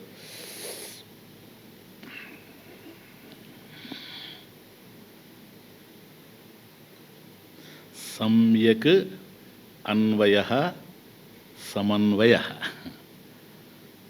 అన్వయం అంటే కారలేట్ చేయడం. విశ్లేషణలో అది ఇది ఏది ఉపక్రమమో అదే ఉపసంహారము అని సమన్వయం, కారలేట్ చేయడం, కారలేషన్, సమన్వయం. సమ్యక్ అన్వయ, దాన్ని అన్వయించడం ఏదైతే ఉందో సమన్వయాధ్యాయ అనగానే బ్రహ్మసూత్రాలు ఎంటర్ అయిపోయినాయి. ఫస్ట్ స్టార్టింగే బ్రహ్మసూత్రాలతో ప్రారంభమైపోయాడు. మళ్ళీ నెక్స్ట్ క్లాస్కి వచ్చేటప్పటికి యోగ వాసిష్టం, భగవద్గీత స్టార్ట్ అవుతాయి. ఇక జాగ్రత్తగా వినండి. సమన్వయాధ్యాయ అంటే సమన్వయ అధ్యాయే. ఈ సమన్వయాధ్యాయం అనేటువంటిది బ్రహ్మసూత్రాల్లో ఉంది. అంటే బ్రహ్మసూత్రాల్లో 4 అధ్యాయాలు ఉన్నాయి. మొదటిది సమన్వయ అధ్యాయము, రెండవది అవిరోధ అధ్యాయము, మూడవది అధ్యాయము, నాలుగవది ఫలాధ్యాయం. సమన్వయాధ్యాయం ఎట్లా? ఈ ఉపక్రమ ఉపసంహారం ఇది శాస్త్రం అనేకం చెప్తా ఉంది. అన్నిటినీ సమన్వయం చేస్తూ పోయేటువంటిది సమన్వయ అధ్యాయం. అంటే సర్వేషాం వేదాంతానాం వాక్యానాం సమన్వయ అస్తి. అది సమన్వయాధ్యాయం. అంటే వేదాంత వాక్యాల్లో నాయన సర్వేషాం ఉపనిషదాం వాక్యానాం సమన్వయం అస్తి. కాబట్టి ఉపనిషత్తులు అనేకమైన వాక్యాలు చెబుతూ ఉండొచ్చు, వాటి మధ్యలో సమన్వయం ఉంది. కానీ జనరల్గా చూస్తే బాహ్యానికి వైరుధ్యం కనపడుతుంది. వైరుధ్యం మనం చూసాం కదా. మనసా నమనుతే, మనసు ద్వారా నువ్వు తెలుసుకోలేవు. మనసై వేదం ఆప్తవ్యం. ఇంకొక ఉపనిషత్తు బృహదారణ్యానికి పోతే అట్లుంది, నువ్వు మనసు ద్వారానే తెలుసుకోవాలి. ఎందుకని? వృత్తి ఏర్పడాలి. వృత్తి ఏర్పడితే కానీ జ్ఞానం రాదు. మనసులో తప్ప ఇంకెక్కడ వృత్తి ఏర్పడే అవకాశం లేదు. మనస ఏవ ఇదం ఆప్తవ్యం, మనసా ఏవ ఇదం ఆప్తవ్యం, మనసై వేదం ఆప్తవ్యం. మనసా నమనుతే కేనోపనిషత్తు. కాబట్టి ఆ రెంటి మధ్య కాంట్రడిక్షన్ ఉన్నట్టుగా మనకు తెలుస్తూ ఉంటుంది, వైరుధ్యం. ఈ వైరుధ్యం తొలగాలంటే సంప్రదాయం తెలిసిన గురువు బోధించినప్పుడే మనకు చాలా క్లియర్, ఇదే అనిపిస్తుంది. మనమే వెళ్ళామనుకుంటే దాని మీదకి అర్థమయ్యే అవకాశం లేకుండా ఉంటుంది. కాబట్టి ఇలా విరుద్ధాంశాలుగా కనిపించేటువంటి వాటిని సమన్వయం చేయడం, కారలేట్ చేయడం, అది సమన్వయ అధ్యాయంలో ప్రధానమైన విషయం. అద్భుతమైనటువంటి అధ్యాయం. మనం ఇక్కడ శంకర భాష్యమే చూచాం. కాబట్టి మొదటిది సమన్వయాధ్యాయము, రెండవది అవిరోధాధ్యాయం. అంటే విరోధం లేదు వాక్యాల మధ్య, దాన్ని సమన్వయం చేస్తూ పోద్ది అవిరోధాధ్యాయం. మూడవది సాధన, ఈ శ్రవణ సాధన ఎట్లా సాగాలనేది. నాలుగవది తత్ఫలం ఏమిటి, కిం తత్ఫలం కిం. కాబట్టి ఆ బ్రహ్మానుభూతి, అద్వైతానుభూతి, మోక్ష ప్రాప్తి, ఆ ఫలం, ఈ నాలుగిటిని చర్చిస్తూ ఉన్నాయి 4 అధ్యాయాలు. ఎక్కడ? బ్రహ్మసూత్రాల్లో. కాబట్టి 4 అధ్యాయాలు, ప్రతి అధ్యాయంలో 4 పాదాలు. నాయన ప్రతి అధ్యాయంలో 4 పాదాలు. కాబట్టి 4 అధ్యాయాలు కదా, 16 పాదాలతో షోడశకళాపూర్ణుడులాగా బ్రహ్మసూత్రాలు వెలుగొందుతూ ఉంది. అది 16. ఓకే. కాబట్టి ఇందులో ఇవి 555 సూత్రాలు ఉంటే వ్యాస భగవానుడు రాసింది. దాంట్లో ఫస్ట్ 4 సూత్రాసు చతుస్సూత్రి అంటారు, చాలా ఇంపార్టెంట్. అంటే అథాతో బ్రహ్మ జిజ్ఞాస, జన్మాద్యశయత, శాస్త్రయోనిత్వాత్, తత్తు సమన్వయాత్. ఈ 4 సూత్రాల మీద మనం ఎన్ని డివిడీలు మాట్లాడి ఉంటాం? 55-60 డివిడీలు మాట్లాడాం. అవైలబుల్ ఉంది ఆశ్రమం. అర్థమైంది శంకర భాష్యం కనుక. ఓకే, ఇదంతా సమన్వయం. కాబట్టి సమన్వయాధ్యాయ అంటే సమన్వయాధ్యాయే ఏతత్, ఏది? అయం శ్రవణం, ఏతత్ శ్రవణం సూక్తం, ఉక్తం, సూక్తం, సుష్ఠు అంటే సుష్ఠు చక్కగా, ఉక్తం చెప్పబడింది. కాబట్టి ఉక్తం, సూక్తం, సుష్ఠు, ఉక్తం, సూక్తం అంటే ఇట్ ఈస్ వెల్ సెడ్. సూక్తం అంటే వెల్ సెడ్, ఉక్తం అంటే said. సుష్ఠు, ఉక్తం, Suktam, it is well said అని అర్థం. అంతవరకు తెలిసిందే. నెక్స్ట్, ధీ స్వాస్థ్య కారిభి. ధీ అంటే బుద్ధి, ధీ అంటే బుద్ధి. స్వాస్థ్య, స్వస్థత. స్వాస్థ్య అంటే స్వస్థత. స్వాస్థ్యం, స్వస్థితి. ఏది ఎట్లా ఉండాలో అట్లా ఉంటే స్వాస్థ్యం. అది తమాషా. ఇప్పుడు అస్వస్థత అన్నాడు అనుకోండి, అంటే స్వస్థత లేదు, అంతేనా? స్వాస్థ్యం లేదు, అందువల్ల అస్వాస్థ్యం. అస్వాస్థ్యం అంటే అస్వస్థత, స్వస్థత లేదు. స్వస్థత ఏంటి అని మనం ఆలోచిస్తే స్వస్థితి, స్వభావస్థితి, స్వరూపస్థితి. ఎలా ఉంటే అదో దాని స్వభావం చెడకుండా ఉంటే స్వస్థితి. చెడిపోయిందనుకోండి అస్వస్థితి. క్లియర్? సంస్కృతంలో పదం ఎక్స్ప్లెయిన్ చేసుకుంటూ పోదు బ్యూటిఫుల్గా. అందువల్ల దేవభాష. ఎంత తమాషగా చెప్తాడు. ధీ బుద్ధి, స్వాస్థ్య అది స్వస్థతను పొందడం ఏదైతే ఉందో, స్వభావాన్ని పొందడం. కారిభి ఆ కారణాలు ఏంటో అంటే ఆ స్వాస్థ్యాన్ని, స్వస్థితిని కలగజేసేటువంటి కారిభి, హేతుభి కారణాలు. తర్కై వాదముల చేత, తర్కముల చేత. ఎటువంటి తర్కాలు? శృతి సమ్మతై తర్కై, వేద సమ్మతమైనటువంటి తర్కాలు. అదే కదా మనం సాధన పంచుకున్న చూస్తున్నా. శృతి మతస్తర్కోను సంధీయతాం, శృతి మతస్తర్క అనుసంధీయతాం ఇది. కాబట్టి శృతి సమ్మతై తర్కై. అర్ధస్య సంభావన, సంభావనార్థస్య, సంభావన అర్ధస్య, అర్ధస్య సంభావన అది. అర్ధస్య ప్రమేయస్య, ఏదైతే మనం తెలుసుకోవాలనుకుంటున్నామో దానికి సంబంధించిన అర్థం కనుక ప్రమేయస్య, తెలియబడేది ప్రమేయం, దానికి సంబంధించింది. ప్రమేయస్య అర్థస్య సంభావన.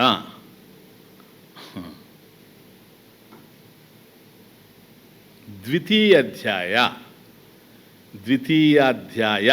అక్కడేమనుకున్నాం, సమన్వయాధ్యాయ అంటే సమన్వయాధ్యాయే, ద్వితీయాధ్యాయ అధ్యాయే, రెండవ అధ్యాయంలో ఈ రీత చెప్పబడింది. సమన్వయాధ్యాయ ఏతత్, శ్రవణం మననం రెండు జరిగిపోతున్నాయి ఇక్కడ, తమాషా చూడండి.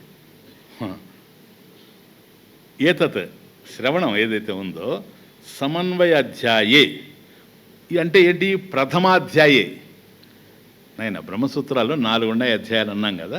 మొదటిది సమన్వయాధ్యాయం, రెండోది అవిరోధాధ్యాయం, మూడోది సాధనాధ్యాయం, నాలుగోది ఫలాధ్యాయం, ఇది కదా. కాబట్టి సమన్వయాధ్యాయే అంటే ప్రథమాధ్యాయే, ఒకవేళ ప్రథమాధ్యాయే అని కనుకంటే సమన్వయాధ్యాయే, అది అంతే, ఇంకే సింపుల్. కాబట్టి మొదటి అధ్యాయంలో ఏతత్ సూక్తం, ఏతత్ ఈ శ్రవణం శుభ్రంగా చెప్పబడింది సమన్వయాధ్యాయంలో. ఎందుకని, వేదాంత వాక్యాలంతా కూడాను సమన్వయం చేసి చెప్పడం జరిగింది కనుక శ్రవణంలో కంప్లీట్గా మనకు అందుతూ ఉంది. ధీ స్వాస్థ్యకారిభి తర్కై అర్ధస్య సంభావన ద్వితీయాధ్యాయే ఈరిత. కాబట్టి రెండవ అధ్యాయం అవిరోధాధ్యాయం కదా. ఇప్పుడు శ్రవణం జరిగిపోయింది నాయన, ఏమో చాలా అద్భుతమైన సబ్జెక్ట్, మీరు జాగ్రత్తగా వినాలి. శ్రవణం జరిగిపోయింది, ఇంకా ప్రశాంతంగా ఉండాలి కదా. బ్రహ్మాత్మని ఏవ తాత్పర్యం. కానీ ఏమవుతున్నాం మనం, శ్రవణం జరిగిన తర్వాత జ్ఞానం ఇచ్చేసామని గురువు అంటే కూడాను మళ్ళీ అట్లా చూస్తున్నాం, ఏమిటబ్బా అంతా తెలిసినట్టే ఉంది, ఈ రెండు మన దగ్గర అస్వాస్థ్యం, బుద్ధి అస్వాస్థ్యం సార్. బుద్ధికి రోగం పట్టింది అంటే రోగం లేకుండా ఉంటే బుద్ధి నిశ్చలంగా ఉన్నదని ప్రశాంతంగా, అసలు దాని స్వభావం అది.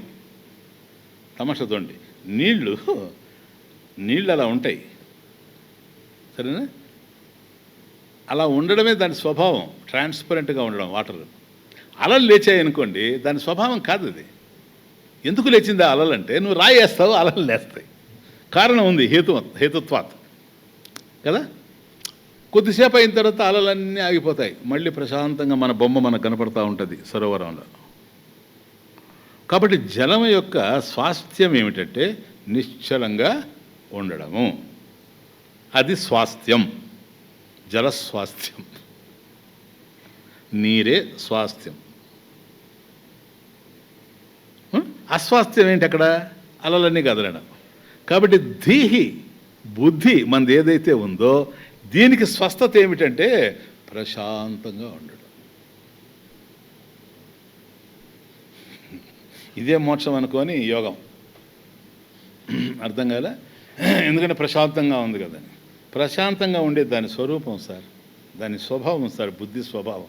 నువ్వేం కలత పెట్టుకుని ఉండేది ప్రశాంతంగా ఉంటుంది, అర్థం కాలే. నువ్వు కలత పెడితేనే, ఏం చేయకుండా ఉంటే ప్రశాంతంగా ఉంటుంది. ఏదో చేస్తే అశాంతి అయిపోతూ ఉంటుంది, అర్థం కదా. ఊరుకుండాలి.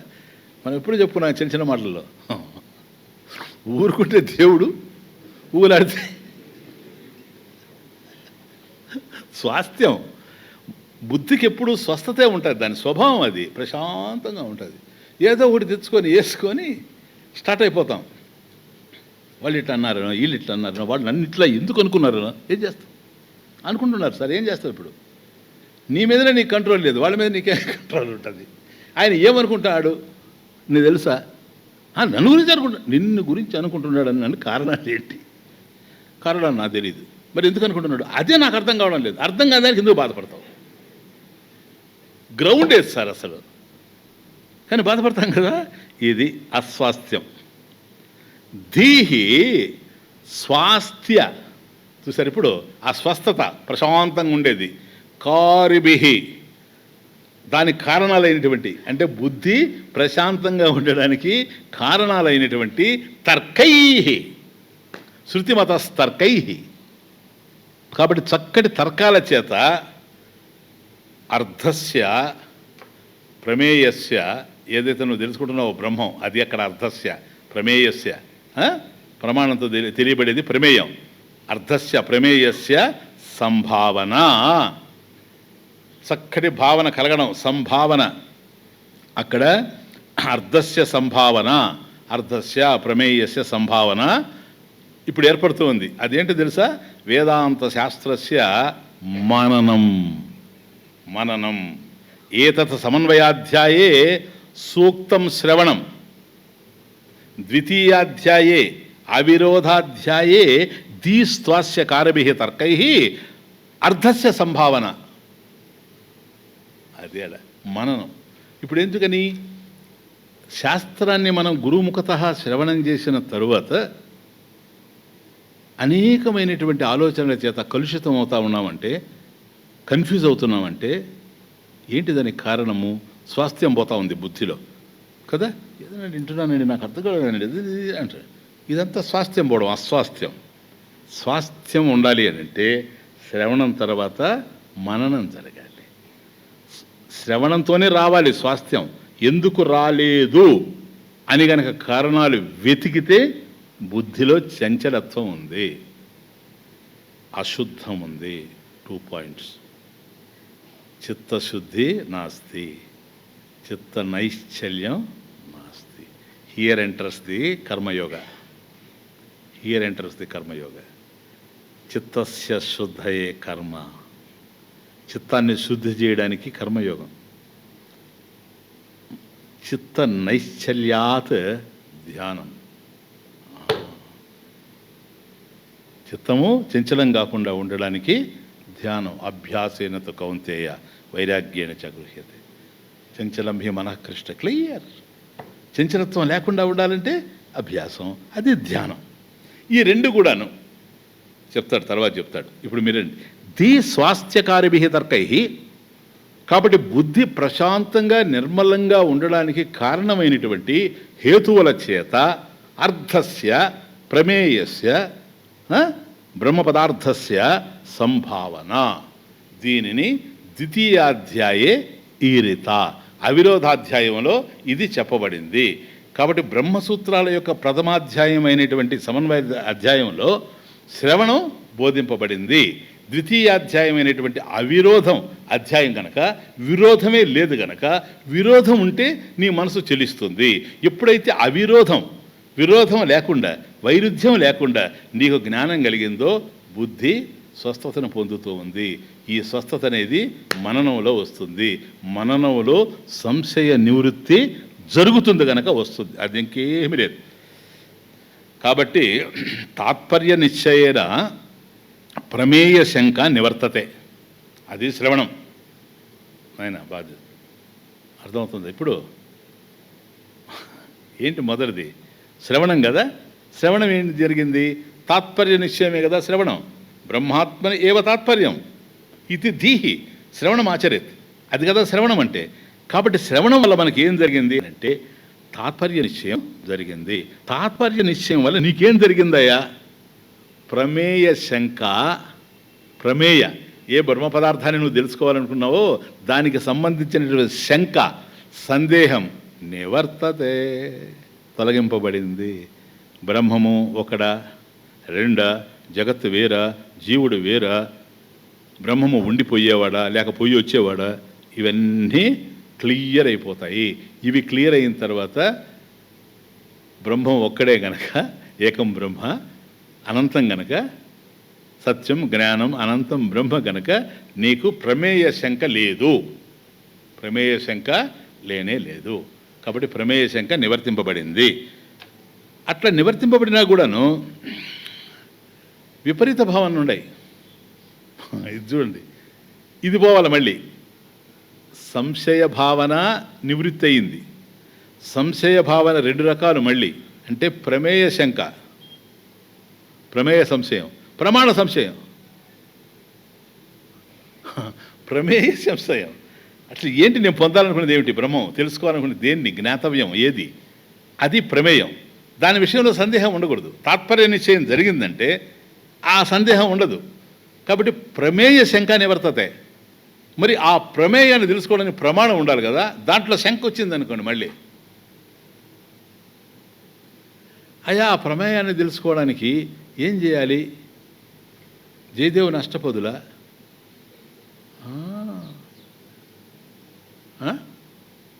ఏమండి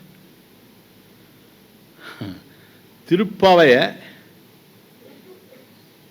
సర్వేషాణం వేదాంతానమా? అది విషయం. వాటి వల్ల కాదు సార్, అవి భక్తిని కలిగిస్తాయి, దట్స్ ఆల్ రైట్. అది కర్మయోగానికి సంబంధించిన వ్యవహారం. మనం మాట్లాడేది జ్ఞానం విషయం, వస్తుతంత్రత్వాత్, కర్మతంత్రత్వాత్ కాదు. బాగా అర్థం చేసుకోండి, కర్మతంత్రం కాదు వస్తుతంత్రం. అందువల్ల నేనే పడతాను జయదేవ అష్టపదులు కుదరదు సార్, భక్తి వరకు ఉపయోగపడుతుంది. ఇది జ్ఞానం, వస్తుతంత్రం. కాబట్టి సర్వేషాణం వేదాంతానాం ఉపనిషదాం, ఉపనిషత్తులే చేయాలి. అది ప్రమాణ శంక. మళ్ళీ ఇది ప్రమాణమా, అది ప్రమాణమా, అది ప్రమాణమా, ఇది ప్రమాణమా? న్యాయశాస్త్రం గౌతమ మహర్షి ప్రమాణం, సాంఖ్యం కపిలుడికి, కణాదుడికి వైశేషికం,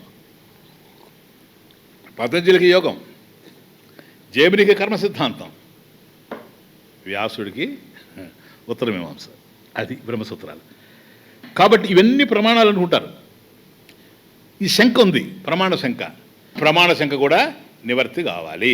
కాబట్టి శ్రవణం ఏదైతే ఉందో దాంట్లో ప్రమేయ శంక మొదట పోవాలి. నేను తెలుసుకోవాల్సింది బ్రహ్మ ఒకటే. ఏమని బ్రహ్మం తెలుసుకోవాలి? బ్రహ్మని తెలుసుకున్న ఉపయోగం లేదు. బ్రహ్మాత్మని, ఆత్మయే బ్రహ్మము అనేటువంటి జ్ఞానం నాకు కలగాలి. క్లియర్. శ్రవణం అయిపోయింది. అది తెలుసుకున్న తర్వాత కూడా మళ్ళీ నన్ను కలతపెడతా ఉండాయండి విపరీత భావన. కలతపెట్టేది విపరీత భావన. ఇది ద్వితీయ అధ్యాయే విపరీత భావన నివృత్తి. తదేవ మననం భవేత్. ఈ విపరీత భావనను పోగొట్టేటువంటిది మననం. మననం అంటే ఏంటి? సందేహ నివృత్తి, సంశయ నివృత్తి. కమాన్. బహుజన్మ దృఢాభ్యాసాత్ దేహాదిష్వాత్మదీక్షణాత్ పునః పునరుదేత్యేవం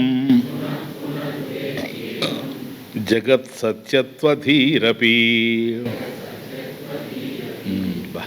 ఎంత క్లారిటీ మహాత్ముడు. తమాషండి, గురువు చక్కగా బోధించేవాడైనా సమ్యక్ జ్ఞానం ఇచ్చేసిన ప్రబోధ సమయే వాడు మళ్ళీ అటు పోయి ఇది అవునో కాదో, ఇది దీనికే కదా మననం కావాలి. అటు పోయిన తర్వాత సంశయం స్టార్ట్ అయిపోతుంది. సంశయానికి కారణం ఏంటి? వాడి భావన. వాడి భావన కావచ్చు, పక్కవాడి భావన కూడా కావచ్చు. నన్ను అడిగితే పక్కవాడి భావన ప్రత్యేకంగా లేదు, పక్కవాడి భావన వీడి భావనే. ఎందుకని? ఆ భావన నువ్వు యాక్సెప్ట్ చేస్తేనే కదా నీ భావన అవుతుంది. అది ఇప్పుడు అనేకమైన శాస్త్రాల వాళ్ళు మా దగ్గర మాట్లాడి ఉన్నారు గతంలో. అద్వైతం అంతా తప్పున అయినా నువ్వు పొరపడబడుతున్నావు, చిన్నవాడివి, పిల్లవాడివి, నీకేం తెలియదని. వాటి ఎఫెక్ట్ ఏమో ఆ మీద పడలే. అందువల్ల ఏదో ఈరోజు కొద్దిగా మీకు టీచ్ చేస్తాను. అది నివర్తి అయిపోయింది. అది శంకని క్రియేట్ చేయలే. కారణం ఏంటంటే మననం శుభ్రంగా ఉండడం చేత. మననం ఎప్పుడైతే ఉందో సందేహ నివారణ జరిగిపోయింది కనుక ఎవరు సందేహాలు మనం కలిగించిన, అంటే మనంతటా మనం సందేహాలను తయారు చేసుకున్నా లేక ఇతరులు కలిగించిన, మనం స్ట్రాంగ్గా ఉంటే, బండలాగా ఉంటే ఆ విషయంలో బండ, నేను దండనలా బండ అంటున్నా, ఇక్కడ బండే రైట్ ఎగ్జాంపుల్. బండలాగా ఉంటే ఏ విత్తనం వేసినా సందేహ విత్తనం మొలకెత్తదు. మనం వేసుకున్నా మొలకెత్తదు, వాడేసినా కూడా మొలకెత్తదు. ఒకవేళ ఏదైనా పరిణామం జరిగితే అది వేయబడింది విత్తనం, అది పాడైపోతుందేమో కానీ, ఆ సంశయం పోతుందేమో కానీ, మనం మాత్రం బండలాగా దండిగా నిండుగా ఉంటాం. క్లియర్? ఇది మననంలో జరగాల. మననంలో సందేహ నివృత్తి జరిగిపోయింది కనుక కదా. కానీ ఇక్కడే మనం ఇంపార్టెంట్ చూడండి. ఎంత వింటున్నట్టు బయటకు వస్తాయంటాడు. అది మనమే మన అనుభవమే చెప్తా ఉంది కదా, మన అనుభవమే చెప్తా ఉంది. అది దీనికి కారణం ఏంటి? అసలు క్లూ ఇస్తున్నాడు ఇక్కడ మనకు. మన విషయమే. మనం ఇక్కడి నుంచి అటు పోయే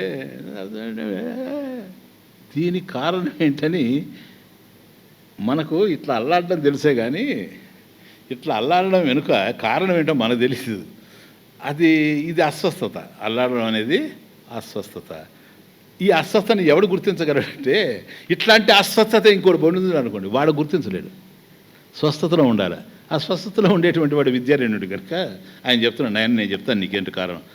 బహుజన్మ దృఢ అభ్యాసాత్. పోండి సార్, అనేక జన్మల్లో ఇది అభ్యాసం అయిపోయింది సార్. మామూలు అభ్యాసం కాదు, దృఢ బండ. ఆ విషయంలో విరుద్ధంగా స్ట్రాంగ్, వెరీ వెరీ స్ట్రాంగ్. దృఢ అభ్యాసాత్ దేహాదిష్వాత్మధీక్షణాత్. దేహాదిషు ఆత్మ ధీహి. అదే ఆడ సంధి విడగొట్టుకుంటే తెలుస్తుంది బాగా. దేహాదిషు ఆత్మబుద్ధి. ఆత్మధీహి అంటే ది అంటే బుద్ధి కదా నాయన. ఆత్మధీహి ఆత్మబుద్ధి. ఎక్కడ?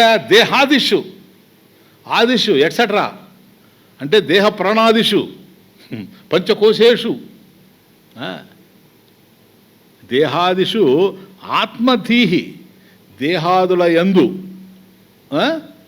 అన్నమయ ప్రాణమయ మనోమయ విజ్ఞానమయ ఆనందమయ కోశాదుల యందు దేహాదిషు ఆత్మధీహి అంటే దేహాదులే ఆత్మ అనుకునేటువంటి ధీహి బుద్ధి అంటే జ్ఞానం.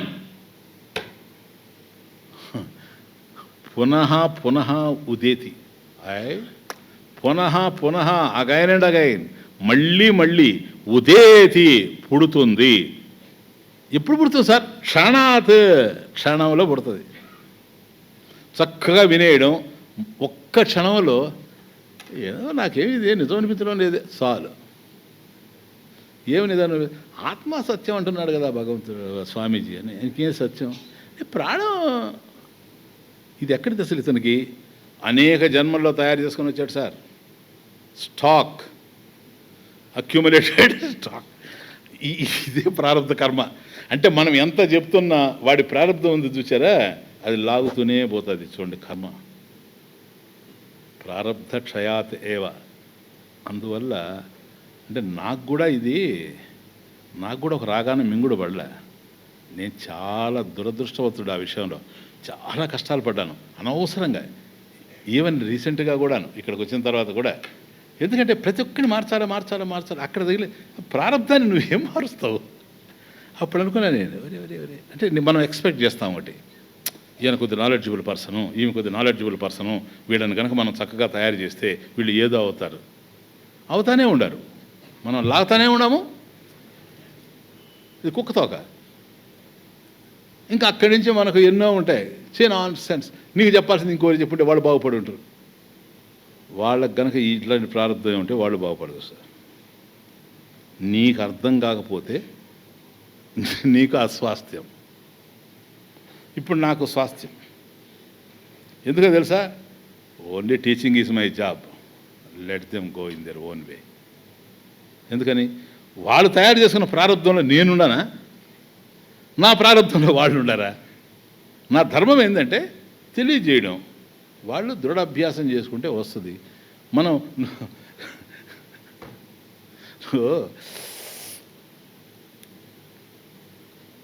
అన్యాశ్రయాణం త్యాగ అన్నాం అనుకోండి. మనం అనన్యత, తస్మిన్ అనన్యత తద్విరోధిషు ఉదాసీనత. భగవంతుడు ఒక్కడే సత్యం కనుక ఆయన ఎందే అనన్యమైనటువంటి భక్తి కలిగి ఉండు. తద్విరోధిషు దానికి విభిన్నమైన విషయాలు ఏందో ఉదాసీనత, ఇండిఫరెంట్గా ఉండు అని చెప్పామనుకోండి. నువ్వు అది ఎందుకు అంత అంటే మనం చేశాం కనుక వదులుకొని వచ్చాం కదా. అందరినీ మాటలు మాట్లాడడానికి చేయడానికి చాలా తేడా ఉంది కదా. వదులుకొని వచ్చామా లేదా? అన్నీ వదులుకొని వచ్చామా లేదా? ఎందుకని? తస్మిన్ అనన్యత. భగవంతుని ఎందు అనన్యమైన భక్తి ఉండడం చేత. అందుకని మనం అట్లా చెప్తాం. ఒక దశలో అక్కడ స్టార్ట్ అయిపోతుంది. అందుకనే ఒక ఆయన చెప్పాడు నాతో, అందుకనే ఎప్పుడు కూడా గృహస్థులు చెప్పేదే వినాలా, సన్యాసులు చెప్పేది వినకూడదు. ఎందుకయ్యా? ఏమి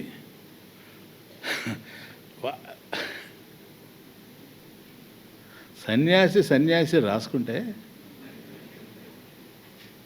అట నేనన్నా ఎస్ రైట్. సన్యాసి రాసుకుంటే బూడిద పడుతుంది. బూడిద అంటే విభూతి సార్.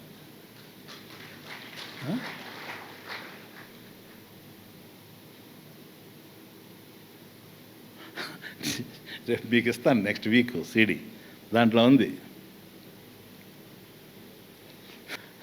దాంట్లో చోట ఉంది, అంత జ్ఞాపకం లేదు కానీ నాకు ఊరికి నేను రాసిందే.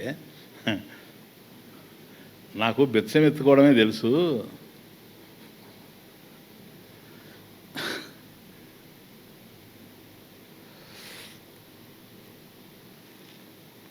బిచ్చమెత్తుకోవడం ఒకటే తెలుసు.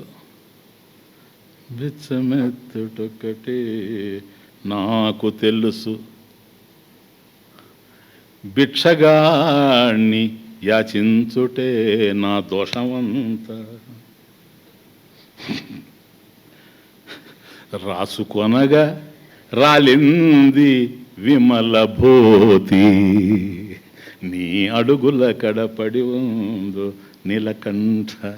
నేను బిచ్చమెత్తుకొని జీవించడం ఒకటి. యాచకుడిని, యాచకుడు సంపన్నుడైనటువంటి కళ్యాణ గుణ సంపన్నై ఈయన్ని అడిగితే పర్వాలేదు, నీ దగ్గరికి వస్తేనే నువ్వు భిక్షాందేహని ఇల్లు తిరుగుతుంటే.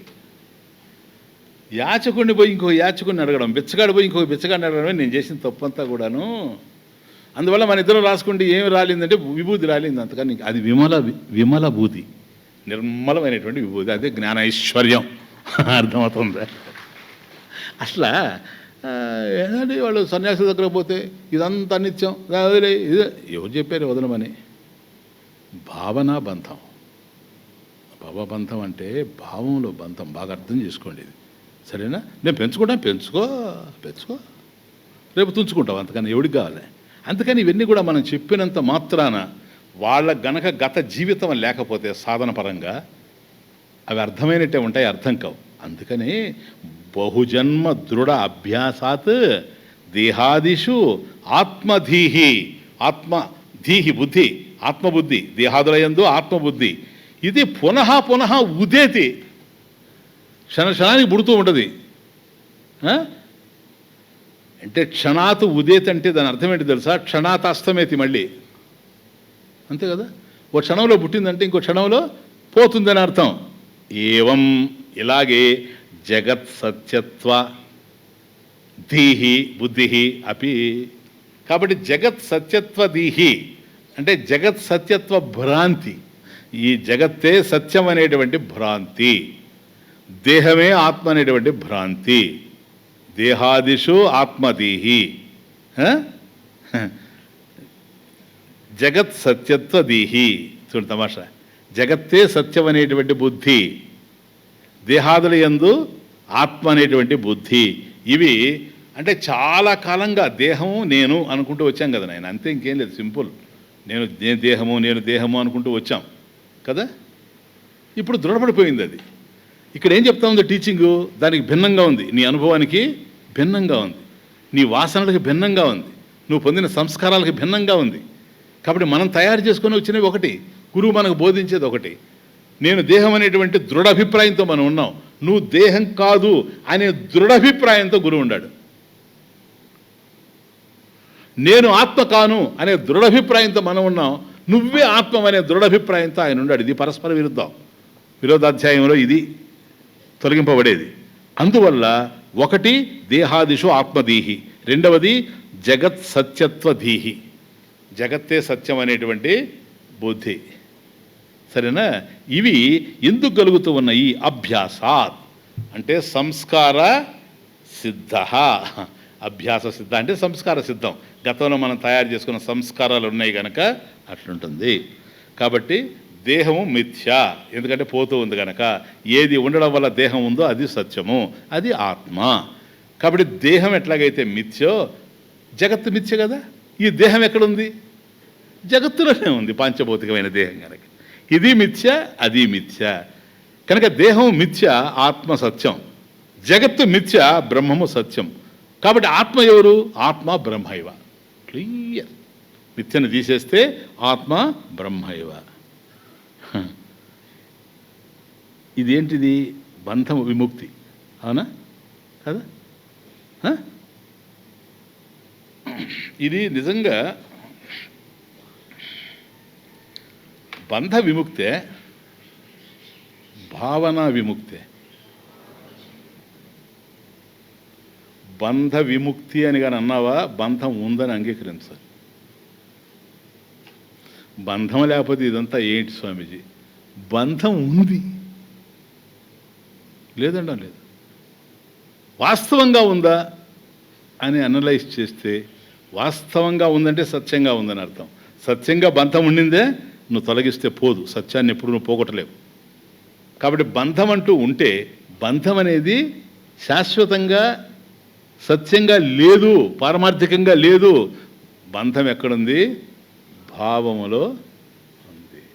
భావనా బంధ, భావన బంధ తదేవ భవబంధ.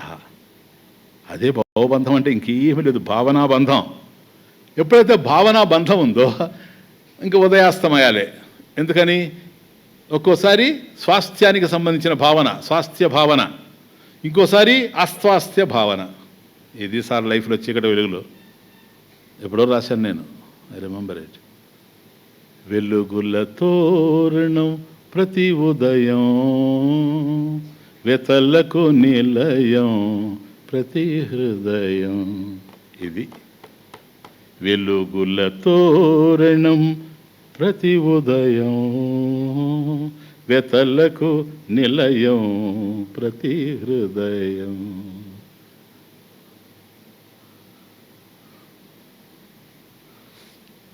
నడి సంద్రములో మునిగే నావలు, కడతేరలేని కన్నీటి జీవులు.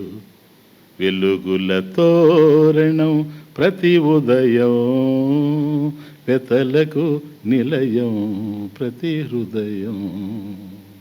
అంతా మనసులో ఉంది, ఇంకేమీ లేదు.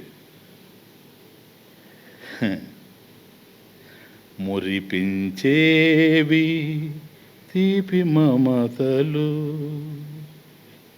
మురిపించేవి తీపి మమతలు, ఉరి తీసేవి చేదు కలతలు. మురిపించేవి తీపి మమతలు, ఉరి తీసేవి చేదు కలతలు. మమతలు కలతలు ఎండమావులు, కలతలు మమతలు ఎండమావులు. గుండెలో తిరిగే సుడిగుండాలు. ఉదయేతి అస్తమేతి, ఉదేతి అస్తమేతి. ఒక దశలో ఆనందంగా ఉంటుంది, ఒక దశలో దుఃఖంగా ఉంటుంది. ఇది ఎక్కడి నుంచి తయారవుతూ ఉన్నాయి? జస్ట్ ఆ సుఖమైన దుఃఖమైన నీ మనసులో తెలుస్తుంది. మనసులో నీకుండే భావాన్ని బట్టి తెలుస్తుంది. భావశుద్ధి కనుక నీకుంటే ఎప్పుడు తృప్తికరమైన ఆలోచనలు వస్తాయి. మీరు ఏదేదో అంటుంటారు, కొన్ని కొన్ని పదాలు ఉన్నాయి, అవి అర్ధరహితంగా తిరుగుతున్నాయి. శాడిజం అనడం, శాడిస్ట్ అనడం. శాడిస్ట్ లేడు సార్, ఎక్కడున్నాడు శాడిస్ట్? ప్రత్యేకంగా శాడిస్ట్ లేడు, సాడ్నెస్ ఉంది అంతే. అది ఎందుకు వస్తూ ఉంది అని అన్నప్పుడు అట్లా ఆలోచించడానికి అలవాటు పడిపోయింది ఆ బుద్ధి. ప్రతిదాన్ని వికృతంగా, విరుద్ధంగా, ఉన్నది లేనట్టుగా, లేనిది ఉన్నట్టుగా ఇలా ఆలోచించడానికి అలవాటు పడిపోయింది అది. ఈరోజు నువ్వు అది వద్దు అని చెప్పావనుకోండి, జరగదు. కారణం దృఢ అభ్యాసాత్.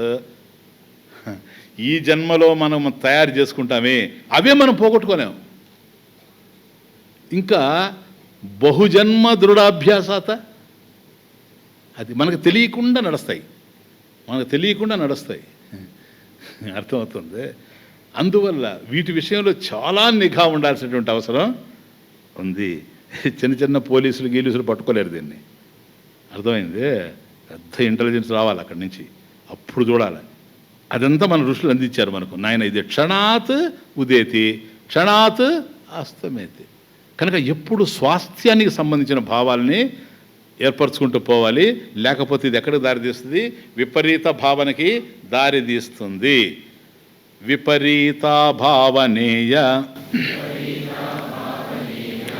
ఐకాగ్ర్యాత్ సా నివర్తతే. ఐకాగ్ర్యాత్ సా నివర్తతే తత్వోపదేశాత్ ప్రాగేవ భవత్యేతదుపాసనాత్. ఓ, ఇది విపరీత భావన నేను చెప్పింది. చూచారా? మొదట ఏముండింది? అసంభావన. అంటే ప్రమాణగత సంశయం, ప్రమేయగత సంశయం ఉన్నాయి. అది శ్రవణంలో మననంలో పోయింది కదా, తొలగింపబడతాయి. తర్వాత విపరీత భావన, లేనిది ఉన్నట్లుగా ఉన్నది లేనిట్లుగా చూడడం. అంటే దేహాదిషు ఆత్మదేహి జగత్ సత్యత్వ భ్రాంతి ఇత్యాది. కాబట్టి దేహమే ఆత్మని అనుకోవడం, దేహం యందు ఆత్మభావన కలిగి ఉండడం, జగత్తే సత్యమని అనుకోవడం ఏదైతే ఉందో అది. క్లియర్? ఇది విపరీత భావన. విపరీత భావనేయం అయం, ఇది దేశ్ విపరీత భావన. ఫస్ట్ లైన్, విపరీత భావనేయం అయం విపరీత భావన. ఇది ఏది? ప్రీవియస్ లోక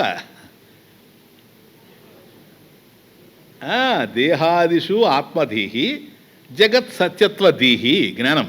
జగత్తే సత్యం అనుకునేటువంటి జ్ఞానం, దేహాదుల యందు ఆత్మ అనుకునేటువంటి జ్ఞానం ఏదైతే ఉందో అయం, ఇది.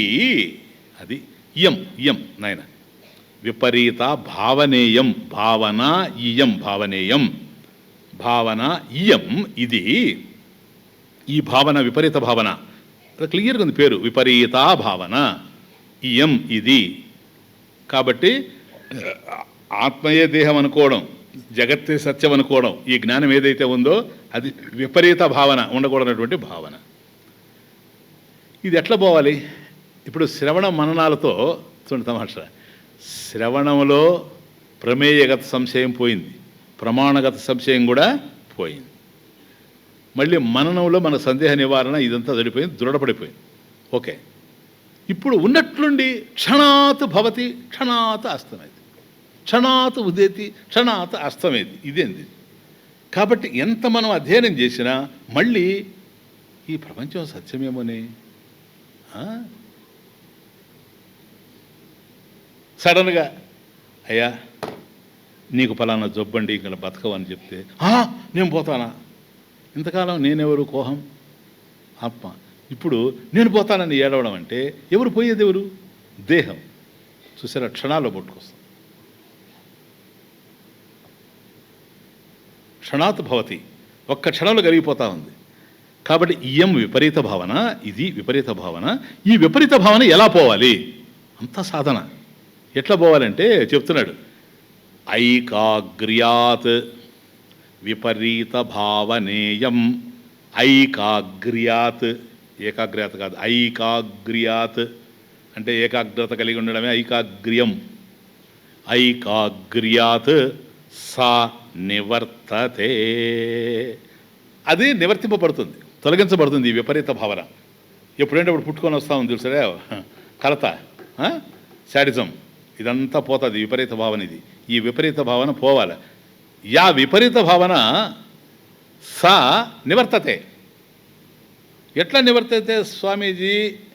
ఏకాగ్ర్యాత్ అంటే చిత్తైకాగ్ర్యాత్, చిత్తస్య ఏకాగ్ర్యాత్ అట్లా.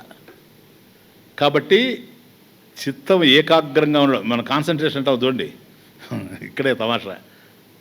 చిత్త ఏకాగ్రత, చిత్తస్య ఏకాగ్రత అంటే ఏకాగ్రతతో ఉన్నాడండి ఆయన. ఏకాగ్రత ఎందుకు ఉన్నాడు? స్వాస్థ్యం ఉంది కనుక. అనేకాగ్రత లేదు కనుక. అనేకాగ్రత ఎందుకు లేదు? అస్వాస్థ్యం లేదు కనుక. అది క్లియర్. కాబట్టి చిత్త ఐకాగ్ర్యం అంటే స్వస్థత. ఇంతకుముందు బుద్ధి విషయంలో ఏదైతే స్వాస్థ్యం అన్నామే అదే స్వాస్థ్యం బుద్ధేహే చిత్తేహే ఏకాగ్రత, చిత్త ఐకాగ్ర్యం. దీనివల్ల పోతుంది ఏది? ఈ విపరీత భావన. స్వామీజీ విపరీత భావన అనేది బాగా అర్థమవుతుంది. ఈ చిత్తైకాగ్ర్యం అసలు అర్థం కావడం లేదు. చిత్తస్య ఏకాగ్రత నాయన, అది ఎట్లా వస్తుంది? చిత్తస్య ఏకాగ్రత అంటే చిత్తం విశ్రాంతిగా ఉండడం, అప్పుడే ఏకాగ్రత ఉంటుంది. ఎల్లుండి బిల్లు పెడతారా లేదనే వాడికి ఏకాగ్రత ఉంటుంది. చెప్పండి. ఇప్పుడు ఇక్కడ మీలో మధ్యలో తీసుకొచ్చేవాడిని కూర్చోబెట్టి ఏకాగ్రతగా వినమంటే వింటాడా? పక్కన వాళ్ళని కూడా విన్నాడు. వాళ్ళని అడుగుతాడు, నీ ఉద్దేశం ఏంది, పెడతారంటావా పెట్టరంట? ఎందుకంటే వాడి కర్మ వాడిది. అది విషయం. చిత్తస్య ఏకాగ్రత అంటే ఏకాగ్రత దాని మీదనే ఉండాలి. అది చిత్తైకాగ్ర్యం. ఇది విపరీత భావన. ఇది నివర్తించేది ఎట్లంటే చిత్త ఏకాగ్రం వల్ల. ఎట్లండి? చిత్తస్య ఏకాగ్రతాదేవా నివర్తతే. ఎట్లా? ఇది ముందే జరగాల. తత్వోపదేశాత్ ప్రాగేవా, తత్వ ఉపదేశాత్ ప్రాగేవా చిత్తనైశ్చల్యం ఉపాసనాత్ భవతే. 4వ లైన్, ఉపాసనాత్ భవతే ఏతత్ భవతి ఏతత్ ఉపాసనాత్. ఎంత క్లియర్గా ఉందో చూడండి. ఇప్పుడు నేను చెప్పిందంతా మీ కళ్ళ మీద కనపడుతుంది ఇంతకాలం. తత్వ ఉపదేశాత్ ప్రాక్ ఏవ, గురువు తత్వాన్ని ఉపదేశించక ముందే, నాయన ప్రాక్ అంటే ముందు కదా, బిఫోర్. ప్రాక్ ఏవ ముందే, తత్వ ఉపదేశాత్ ప్రాక్ ఏవ, గురువు దగ్గర నువ్వు తత్వం వినడానికి వచ్చావు కదా, శాస్త్రం శ్రవణం, ఆ శ్రవణం చేయడానికి ముందే ఈ చిత్త ఏకాగ్రత ఉండాలి. అది ఇంకేం లేదు. ప్రాగేవ చిత్తైకాగ్ర్యం ఎట్లొస్తుంది? ఉపాసనాత్ భవతి. ఉపాసనాత్ భవతి. Very very important. కాబట్టి ఉపాసనల వల్లనే నీకు చిత్తం ఏకాగ్రతగా ఉంటుంది. ఇప్పటికే మీకు చాలా అర్థమైపోయి ఉండాలి. అంటే మనసు ఏకాగ్రతతో ఉండాలంటే నాయన జ్ఞానం కలగాలి అంటే, గురువిచ్చిన జ్ఞానం ఎందుకు కలగడం లేదంటే, మొదటిది చిత్తశుద్ధి లేకపోవడం. చిత్తస్య శుద్ధయే కర్మ, కర్మయోగం కదా. అహంభావన లేకుండా, మమకారం అనేది లేకుండా, అహం మమ అనేటువంటి తీసేసి మమేతి అహం ఈ తొలగించుకొని ఈశ్వర భృత్యవత్. కాబట్టి ఈశ్వరుని యొక్క సేవకునిలాగా చేసుకుంటూ పోవడం వల్ల చిత్తస్య ఏకాగ్రత వస్తుంది. అంటే చిత్తశుద్ధి వస్తుంది. చిత్తశుద్ధి. మరి నైశ్చల్యం రావాలి, కాన్సన్ట్రేషన్. అది ఉపాసనల వల్ల వస్తుంది. ఇది 2 రకాలైనటువంటి సాధనలు. ఒకటి బహిరంగ సాధన, రెండవది అంతరంగ సాధన. బహిరంగ సాధన కర్మయోగం.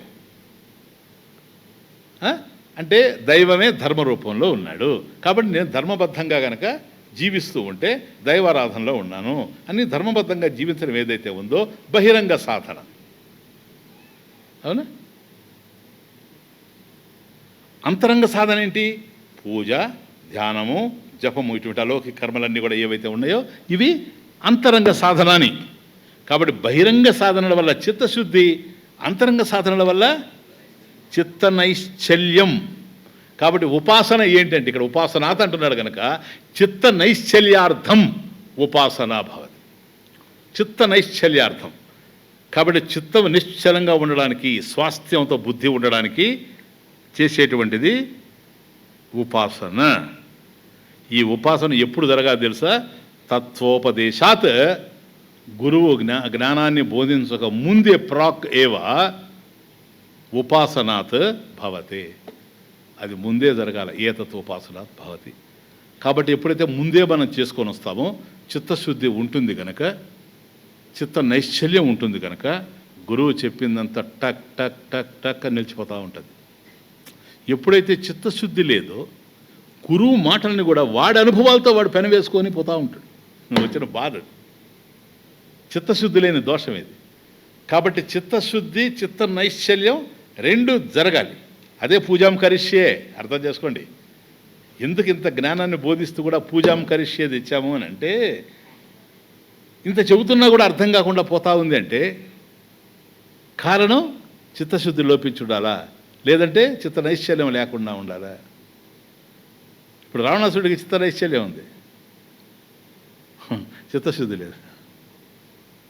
అదే కొందరికి చిత్తశుద్ధి ఉంటుంది, చిత్త నైశ్చల్యం ఉండదు. ఈ 2 ఉండాలి. ఈ రెండు ప్రధానమైనవి, రథానికి 2 చక్రాలలాగా. కాబట్టి అదేమో కర్మయోగంలో బహిరంగ సాధనలో వస్తుంది, ఇదేమో సాధనల్లో అంతరంగ సాధనలో ఉపాసనల్లో ఇది వస్తుంది. దీనివల్ల కాబట్టి నిత్య పూజ ఇప్పుడు అర్థమైంది. ఇప్పుడు ఎంత ఇంపార్టెంట్ నేను చెప్తాను చూడండి. శాస్త్రం నాకు అంతా నేనే కదా, ఉన్నదంతా కూడా బ్రహ్మమే, ఇంకేముండదు చేసేది అంటాడు. ఇడియట్. అంతా బ్రహ్మమైనది శాస్త్రం, నీ అనుభూతి అదే. అనుభూతి కలగాలంటే ప్రతిబంధకం తొలగాల, ఆ ప్రతిబంధకం తొలగడానికి ఇది జరగాల, ఇది ముందే జరిగి ఉండాలి. ప్రాగేవ తత్వోపదేశాత్ ప్రాక్కేవ, గురువు బోధించక ముందే చేసుకొని రావాలి ఇవంతా. కానీ అవకాశం లేదు, ఆపాతత జ్ఞానంతో వచ్చాం, ఇప్పుడు నడుస్తూ ఉంది. ఇప్పుడు ఏం చేయాలా? ఇప్పుడైనా చేయాలా? మనం చెప్పాను చూసారా ఒక 5-6 ఉపన్యాసాల క్రితం, నన్ను వచ్చేసాం గనక ఎప్పుడైతే విషయం అర్థం కావడం లేదో, విషయం చెప్పడంలో ఏ భేదం లేదు, అందరికీ బోధిస్తూ ఉన్నాడు. కొందరికి అర్థమై కొందరికి అర్థం కావడం లేదంటే ఎవరికైతే అర్థం కావడం లేదో, అలా అర్థం కాకపోవడానికి ఆ వ్యక్తిలో ఉండేటువంటి విపరీత భావనే కారణమైంది. ఇది జన్మాదిగా మనకు వస్తున్నటువంటిది. దీన్ని పోవాలంటే ఉపాసనలు చేయాలి. ఉపాసనలు ఏమైపోతుంది? నేను ఎగిరిపోతూ ఉంటుంది, నేను ఎగిరిపోతే నా భావాలు ఎగిరిపోతాయి, నేనుంటేనే నాది ఉండేది. ఇప్పుడు నీకు ఉపాసన అంతా అదే వైభవం. ఉన్న మనసు నీదైపోయే, మనుగడ సర్వము నీవే ఆయే. ఉన్న మనసు నీదైపోయే, ఇది కర్మయోగంలో జరిగే వైభవం. దేన్ని తక్కువ చేయడానికి లేదు. ఉన్న మనసు నీదైపోయే, ఈశ్వర భృత్యవత అహం కరోమి, కర్మ కరోమి. నేను సేవకుండాగా చేస్తున్నా, అహం లేదు నా దగ్గర, ఏమి లేదు. యజ్జత్ కర్మ కరోమి తత్తదఖిలం శంభో తవ ఆరాధనం. ఇదంతా పరమేశ్వరుడికి సంబంధించినటువంటి కార్యం. పూజాం కరిష్యే. ఉన్న మనసు నీదైపోయే, మనుగడ సర్వము నీవే ఆయే. ప్రేమే చమురై వెలిగిన దీపం. ఆ ప్రేమే భక్తి. సాతు అస్మిన్ పరమ ప్రేమ రూప. ప్రేమే చమురై వెలిగిన దీపం, ఆరకుండా కాపాడుకో, లోకమే నీ కోవెల, పూజారినై నేనెలా, లోకమే నీ కోవెల. నామమే ప్రాణమై, గానమే ధ్యానమై, లోకమే నీ కోవెల, పూజారినై నేనిలా, లోకమే నీ కోవెల. కాబట్టి తత్వోపదేశాత్ ప్రాక్, గురువు బోధించకముందే ఇది తయారైపోయి రావాలి. ఒకవేళ అవకాశం లేకపోయింటే దురదృష్టం. దాన్ని గుర్తించి అహంకారంతో ఊగిపోవడం కాకుండా అంతా తెలిసిపోయిందని ఇక్కడ వినగానే అదంతా తన జ్ఞానం అని ఊగిపోవడం కాకుండా, ఎక్కడుంది మనకు వీక్ పాయింట్, ఎక్కడుంది, ఎక్కడ మనల్ని బంధిస్తూ ఉన్నాయి, ప్రతిబంధకాలు ఎక్కడ ఉన్నాయి. భగవాన్ ఇక్కడ నా శక్తి సరిపోవడం లేదు, నువ్వు కావాలా, నాహం కర్త హరిహి కర్త. చూసారా? తత్పూజ కర్మచాకిలం. మనం చేసే సమస్త కర్మలు కూడాను అట్లా పూజగా మారిపోవాలి. కనుక ఇది ముందే జరిగి ఉండాలి. నో స్వామీజీ జరగలేదు, ఇప్పుడు ఏం చేయాలి? జరగలేదు, అసలు భగవంతుడు ఉన్నాడని తెలియలేదు కదా. ఏదో దిండిగల్లో పని ఉండే వచ్చి అటు పోతా పోతా ఇక్కడ ఏదో జనం ఉండాలని వచ్చి కూర్చున్నాము, బాగా ఇంట్రెస్టింగ్ ఉందని వచ్చి కూర్చున్నాము. ఆ తర్వాత నువ్వు చెప్పేటే మాకు అర్థమవుతా ఉన్నాయి, ఏ సత్యమో అసత్యమో కూడా తెలియదు. ఇంక మేమేంది ఉపాసనలు చేసుకుని నీ దగ్గరకు వచ్చేది? Don't worry. ఉపాస్తయోత ఏవాత్ర బ్రహ్మశాస్త్రేపి చింతితాః ప్రాగనభ్యాసినః పశ్చాత్ బ్రహ్మభ్యాసేన తద్భవేత్. ప్రాగనభ్యాసినః పశ్చాత్, ప్రాక్ అనభ్యాసినః పశ్చాత్, అది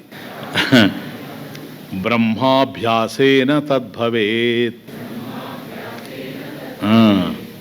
ఉపాస్తయ, ఉపాసనలు ఏవైతే ఉన్నాయో ఇప్పుడు చెప్పాడు కదా, ఉపాసనాత్ ముందు శ్లోకం, ఉపాసనాత్ ప్రాక్ ఏవ తత్వోపదేశాత్ ప్రాక్ ఏవ ఉపాసనాత్ భవతి.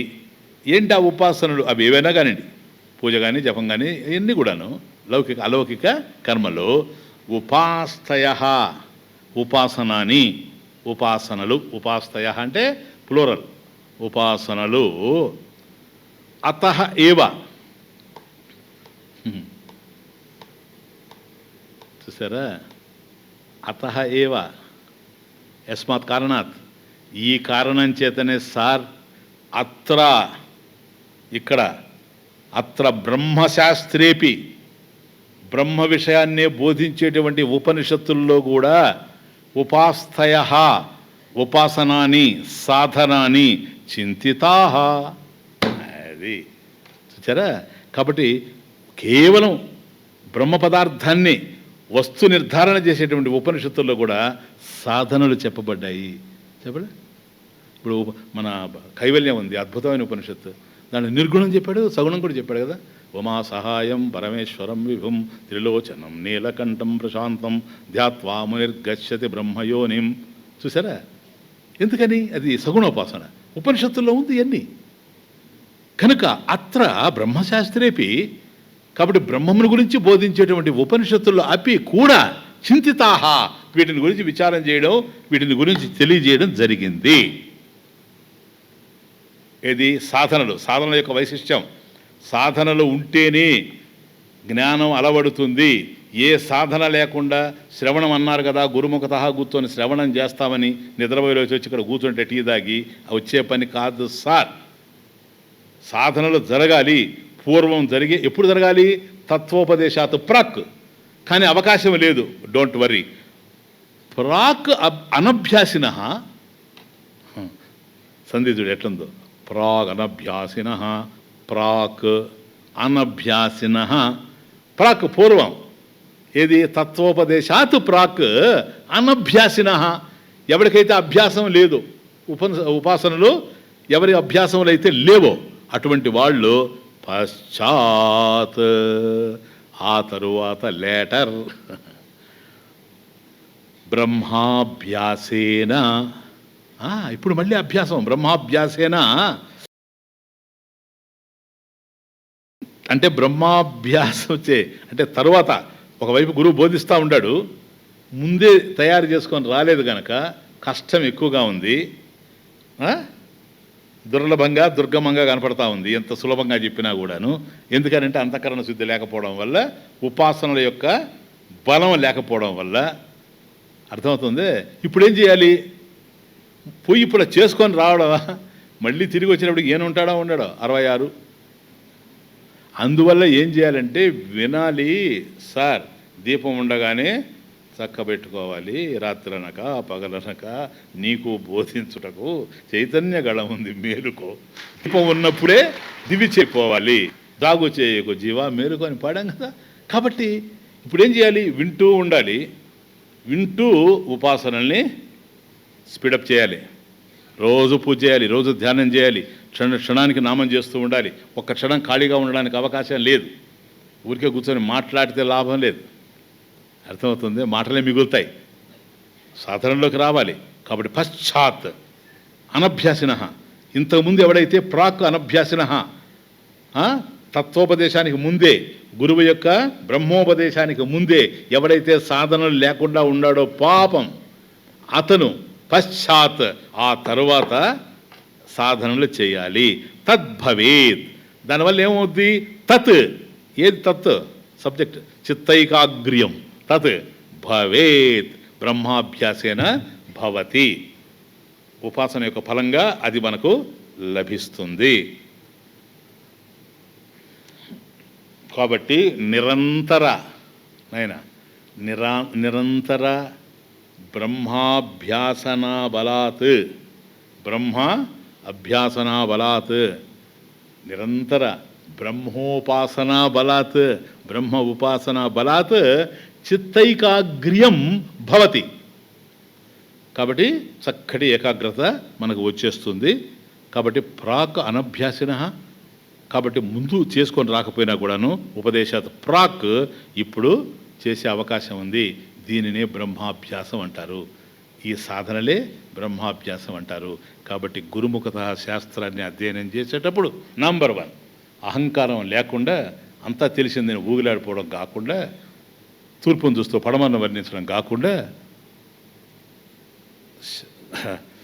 ఆచార్యవాక్యస్య సత్యబుద్ధి గురువాక్యస్య అది ఒకటి వైపు పెట్టుకొని బ్రహ్మాభ్యాసం అంటే శ్రవణం కురు, బ్రహ్మాభ్యాసమపి కురు. శ్రవణం చేస్తూ పో గురువు చెప్పేది శ్రద్ధగా. దాంతోపాటుగా సాధనలు కూడా ఇంప్రూవ్ చేసుకో. ఎందుకో తెలుసా? సాధనలు లేని కారణంగా శాస్త్రం వంట పట్టడం లేదు, స్టే కావడం లేదు, బుద్ధిలో దొర్లిపోతూ ఉంది. కారణం బుద్ధిలో అస్వాస్థ్యం ఉంది. స్వాస్థ్యం కావాలి. స్వాస్థ్యం కావాలంటే మనం సాధనలు ఆచరించి ఉండాలి. ఆచరించకుండా వచ్చాము ఇక్కడికి, అన్నీ ఆచరించినట్టుగా ఊగిపోతున్నాం. కాబట్టి ఇప్పటికైనా మించిపోయింది లేదు. అట్లని నేను పోయి చేసుకొని వస్తానంటే ఉపయోగం లేదు కనుక ఒకవైపు వింటూ ఉంటే, ఒకవైపు సాధనలు కనుక తీవ్రతరం చేస్తే నాయన ఒక దశలో ఏమైపోతుంది తెలుసా? మనకే తెలిసి వచ్చేస్తుంది. ఇంతకుముందు నాకు అర్థమయ్యేది కాదు, ఇప్పుడు భలే బాగా అర్థమవుతుంది, చక్కగా అర్థమవుతుంది. ఇంతకుముందు 3 సార్లు చెప్పిన అర్థం కాదు, ఇప్పుడు ఒక్కసారి చెప్తేనే అర్థమవుతుంది. ఎందుకో తెలుసా? చెప్పడంలో ఏం లేదు సార్, సేమ్. నీకెందుకు అర్థమవుతుందో తెలుసా? నువ్వు సాధనలో పెరిగావు గనక, నువ్వు సాధనలో పరిపక్వత సాధించావు గనక, చిత్తశుద్ధి ఏర్పడింది గనక, చిత్త నైశ్చల్యం ఏర్పడింది గనక. కాబట్టి బ్రహ్మాభ్యాసం ఉపాసన, బ్రహ్మోపాసన కురు. స్వామీజీ ఓకే, బ్రహ్మాభ్యాసం కురు, బ్రహ్మోపాసన కురు చేయండి. కథం ఎట్లా చేయాలి? ఇప్పుడు మీరు వింటూ ఉన్నంత వరకు హాయిగా ఉంది. ఎందుకంటే జ్ఞానం కర్మస్వేచ్ఛ లేదని మీరే చెప్పారు. మాకేమి కర్మస్వేచ్ఛ లేదు. ఊరికే కూర్చొని ఉండడం, మీరు చెప్తూ ఉండడం, మధ్య మధ్యలో కనుక ఇంటికి వెళ్ళిపోయిందంటే మనసు అట్లా చూస్తూ ఉండడం మిమ్మల్ని. మళ్ళీ నేను పుస్తకం అన్నప్పుడు పుస్తకం దగ్గరకు రావడం, ఇది నడుస్తూ ఉంది. అఫ్కోర్స్ మీలో ఏమి లోపం లేదు, చక్కగానే చెప్తూ ఉండారు. ఎందుకంటే మీ మనసు కనుక లేకపోతే మీరు చెప్పే ప్రశ్న లేదు ఈ సబ్జెక్ట్. మీ మనసు ఇక్కడే ఉంది ఓం అన్నప్పుడు, మళ్ళీ చివరి ఓం అన్నంత వరకు. సరేనా? మాతోనే ఈ బాధగా ఉంది. ఇంకా మేము చేస్తాం.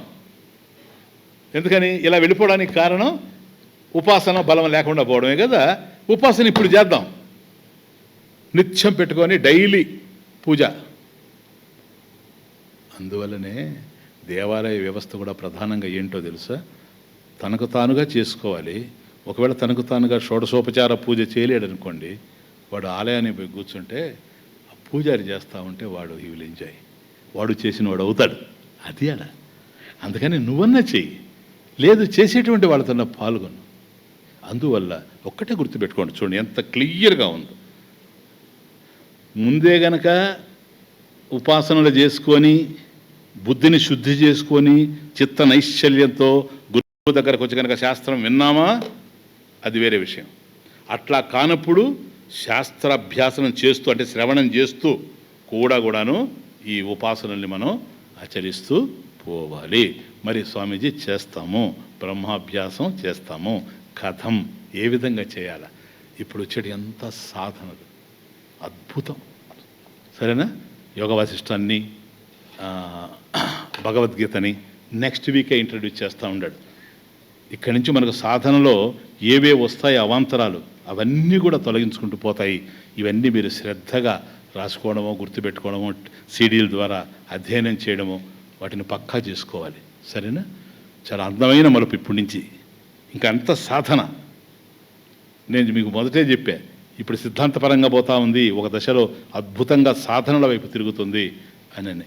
దీన్ని చక్కగా మీరంతా వినియోగించుకోవాలని, భగవంతుని యొక్క ఆశీస్సులు మీ అందరి యందు పూర్ణంగా ఉండాలని నేను అభిలషిస్తూ ఓం ఓం పూర్ణమదః పూర్ణమిదం పూర్ణాత్ పూర్ణముదచ్యతే పూర్ణస్య పూర్ణమాదాయ పూర్ణమేవావశిష్యతే.